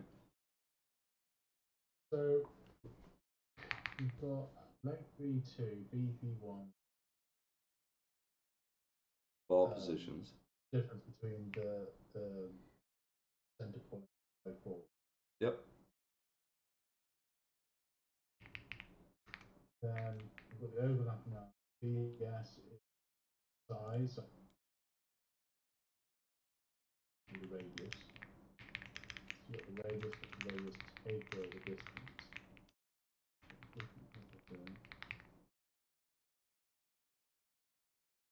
I need pen and pencil for this one. Like a vision lesson.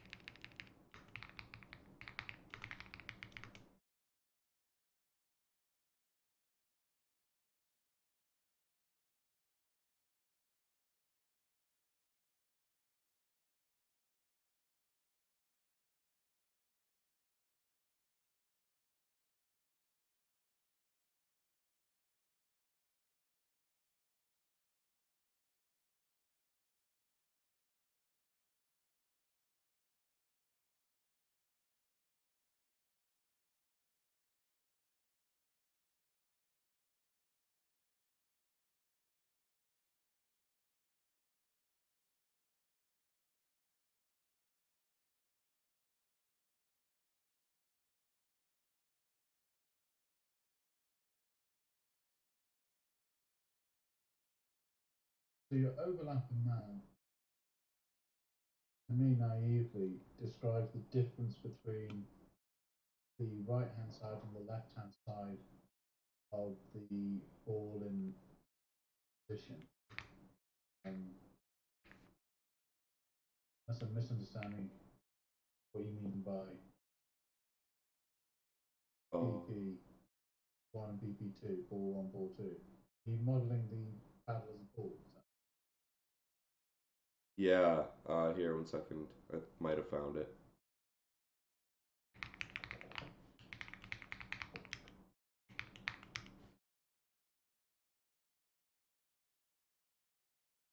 That'll do it. Perfect. So it was literally just a typo. Our thinking was correct. Thank God. Oh my gosh. I'll show you. I'll show you what it is, what it was now.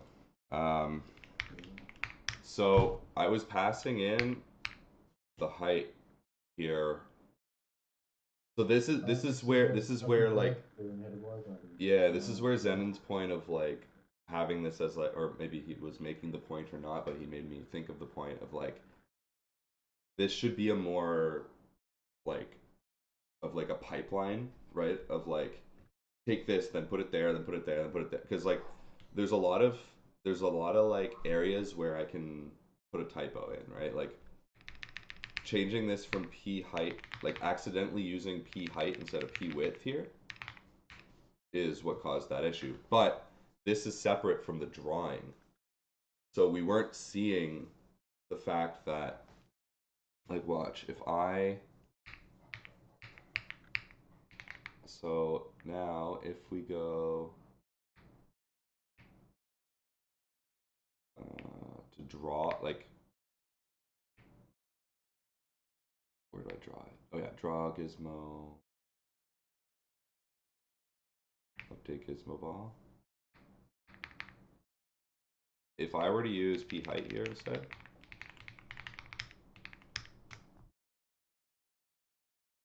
then so basically it was still using the center point plus the size or plus the width to do the actual collision detection, but then applying the collision it accidentally used the height instead of the width for this ball. And so you can see when it hits, like when it hits, boom, then it spawns right at the edge of this ball because it thinks that the ball has the height instead of the width. So it was a mismatch between like the definitions of the ball, and it's kind of because we're like redefining these balls, and like these balls are like implicitly defined. So there was definitely room for logic error there, right? So yeah, I think the thing is the p height and p width are of the same type, aren't they? Exactly. It'd be nice if they weren't the same type, because Yep. then you can't ever confuse them. Exactly. Yeah, a width is not a height, right? Like Yeah. just like a v2 float is still not a great type. Like it's still a primitive. And once you get the floats inside of it, like they're floats. Can't do anything about that. So yeah, so that's the solution. I'm glad that took us like an hour and a half to find a freaking. But hey, that's I'm hoping we learned how to debug. Actually, to be honest, I'm glad we ran into that because we learned how to debug visual. Like debugging in a game is a little different than debugging with a console, right? Yeah. It looks wrong. Yeah. It might not be nothing functionally wrong with it, but it looks wrong. Yeah. And now we have an issue. New issue.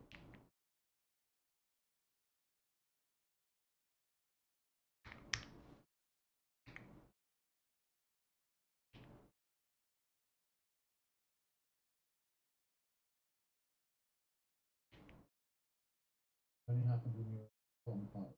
Mm-hmm. It's weird, it has different behavior of the top half of the paddle and the bottom half. Yep. Very weird. I wonder if it's, yeah, it is the top part. Yeah, because I can go like this. I wonder too if I can bounce it off the edge. I think that'll still, and then if I go like this, now it should, oh, well, it was kind of still in it. If I go like that, maybe it'll do it. Oh, no.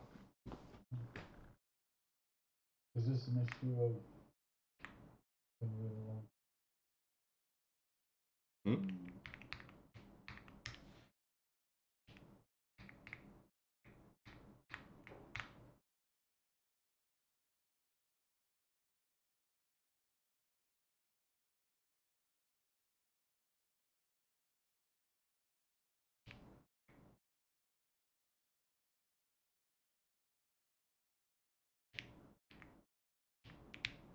I mean, the top half looks like it's working properly. Kind of. It's not bouncing off the edge. Like the top, yeah. So the top half is working. If we're not thinking about like having the ball like go off on an angle.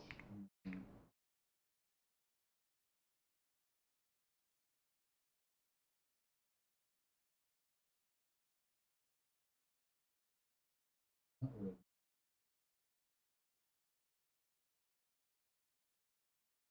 Yeah, you can see here the overlap amount like fluttering between negative and positive values.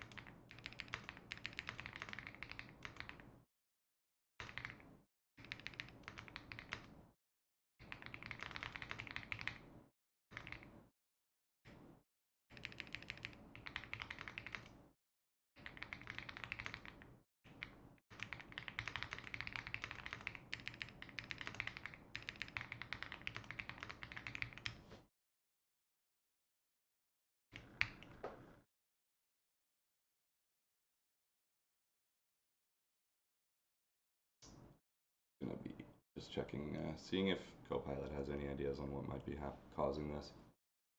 We're at the end of our session, and I'd rather.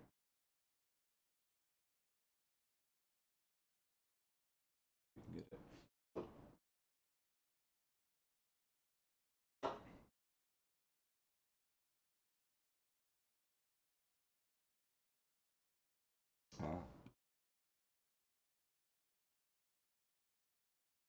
That would do it if that's true. That has kind of.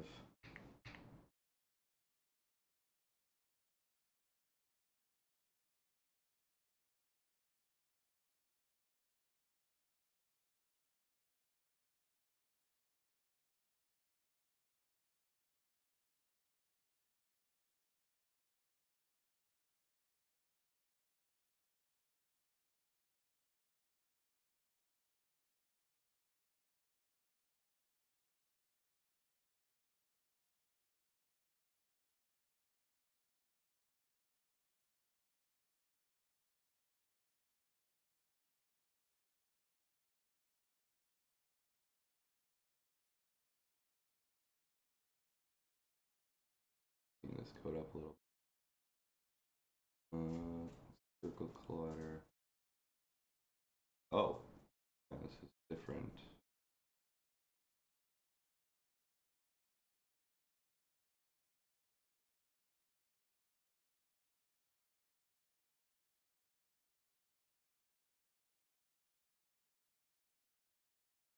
Oh yeah, I remember we did this last. See, we did this last week, and we were saying last week that it's gonna be. I don't like having this code in two places. Why? Because we end up changing the one, not the other.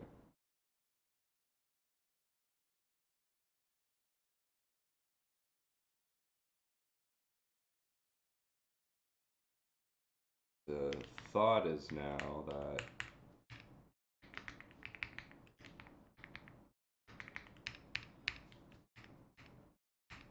I should be using.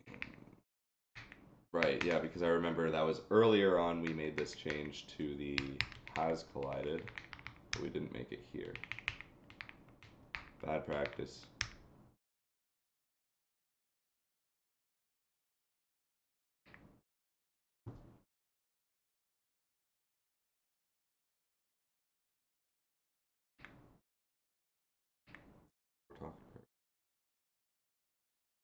Let's go.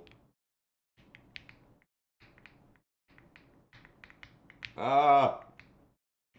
I don't know if that was actually supposed to happen or not. It's been a while since I played Pong. That should go up, and then I should be able to. Oh no! See, I should be able to bring it down. Yeah. Yeah, the bottom half should act downwards, shouldn't it? Top off. Yep, but that's just logic we haven't programmed. Yeah. So it's working like as expected. I'm back. Did we get any Yes, solutions? we Hey, s- that looks like a hey, how about that? What was it? Oh man. Yep. So it was a typo. Right? An hour and a half for a typo. And then to be fair, after that, Can't type check that, eh? no, well, you can with Haskell. Okay. Sorry. Well, You just basically we have a V2 float, and so we have a width and a height, and we were using a height where we were expecting a width. So we could change this V2 float effectively to like a position with a width and a height. I would go like data position equals position width height, right? And then you go width.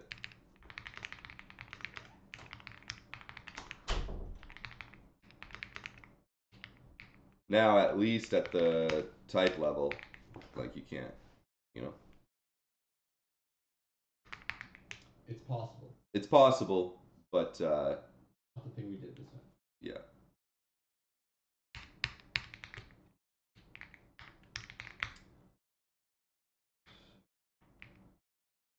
So we doing wall bounces now?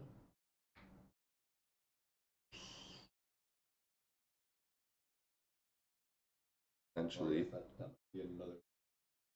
yeah, we're getting. One thing I think what we can do, because there's one bug before that I want to fix before we get to wall bounces. If you notice, if I bounce it off the top, I have no way to respond to this. Like, here, that didn't show it very well. Do less of an intense bounce. Like that. So oh my gosh. I have no way to respond to it, basically.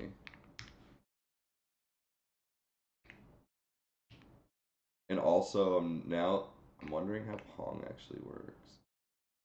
So part of what I was saying about the gizmo placement is you might want to have like almost an elastic band between the gizmo and What do you mean? so that. Oh, what happened? The gizmo just follows the ball's position. Yeah, so if it was kind of somewhere in between the center and position, then when the ball was on the downside of the path, the gizmo would be slightly above it, would bounce slightly down. Wait, what? So in this position, Yeah, I know. That's just not how we programmed it, though. it's not. You'd have to adjust the gizmo or the ball slightly. Yeah, I'm not sure necessarily what you're saying. Okay.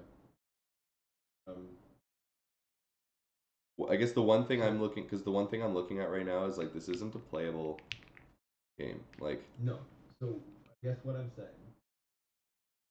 The window. But like, if you were having that green gizmo, the collider was placed slightly below, slightly towards the center of the paddle. Then when the ball hits it, it's gonna bounce away from the center of the oh, like you're not you don't mean the gizmo. You mean like the where we draw that ball, like where we do the collision. Pull it towards the center, then it's always gonna bounce away from the center. Yeah, that's true. I'm wondering how to deterministically program that, but yes, that could potentially. Yeah, let me just. I'm just curious about how this works. Oh my god, that's fast.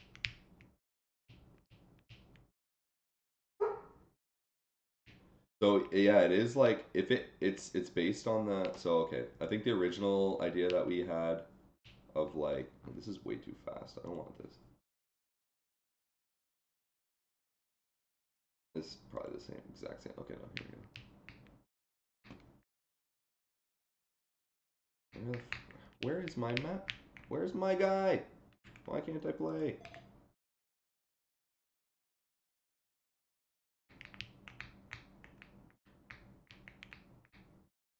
Okay, well this is just completely broken.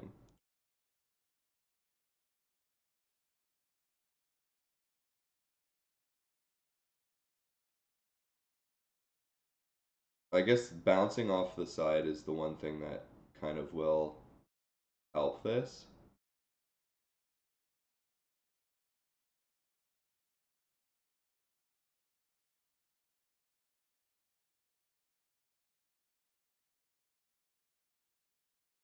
Still bouncing off the Yeah, top edge and bottom edge. it seems like our code is correct. It's just we're missing the bounce off the top, right? Because bouncing it does like bouncing off the lower half of the paddle doesn't change the direction of the ball, right? The whole game's about bouncing it off of the sides and changing the direction. It does change. If it hits like the upper third of the paddle, it is going to change. It's not just going to bounce directly back. You mean it's not going to reflect? It's not going to reflect. So that's what I'm trying to figure out right now. Is like no, what I think it reflects. I think it reflects on the whole paddle. It's only if you catch it right on the top edge, does it? Yeah, and then you've got It's the fact that it's bouncing off the top and the bottom that creates that look. It bounces to the top and bounces with paddle carries. Yeah, like the only thing that actually changes the direction on a y-axis would be the top and the bottom of the screen, right? Yeah. Am I right? And this would be complete gold plating, but am I right remembering that paddles used to get smaller? I think they do. Yeah, yeah. That's if you're getting intense with Pong, you know.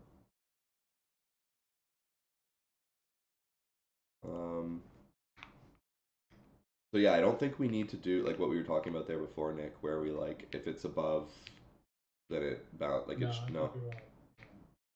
It's just adding the top and the bottom. Exactly.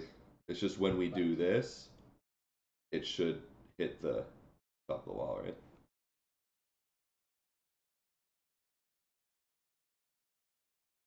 Okay, cool. Well, I'm glad we got, because I would say that's the hardest part about Pong right there, done. Everything else now is kind of just like, how do you want to play the game, right?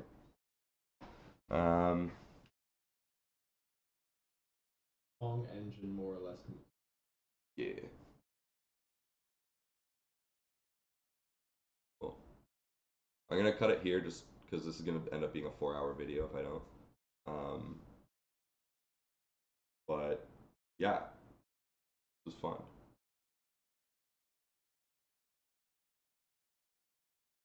So just to wrap up, today we went through and fixed the Pong logic or the collision logic in our Pong system.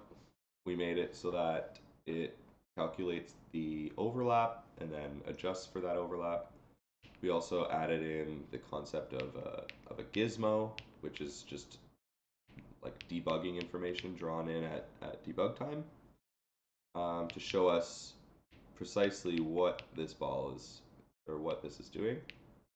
And you can see that that the ball tracks the Y position.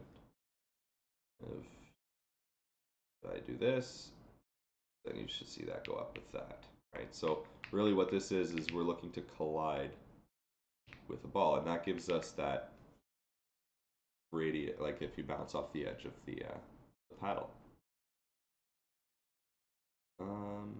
Okay, cool.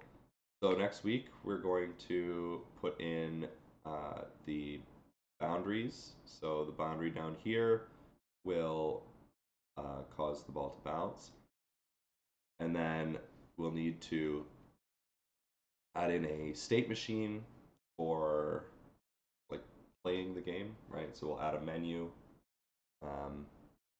basically 3 states: menu, gameplay, and game over. And then yeah, it's all pretty straightforward from there. So thanks for watching, and we'll see you next week.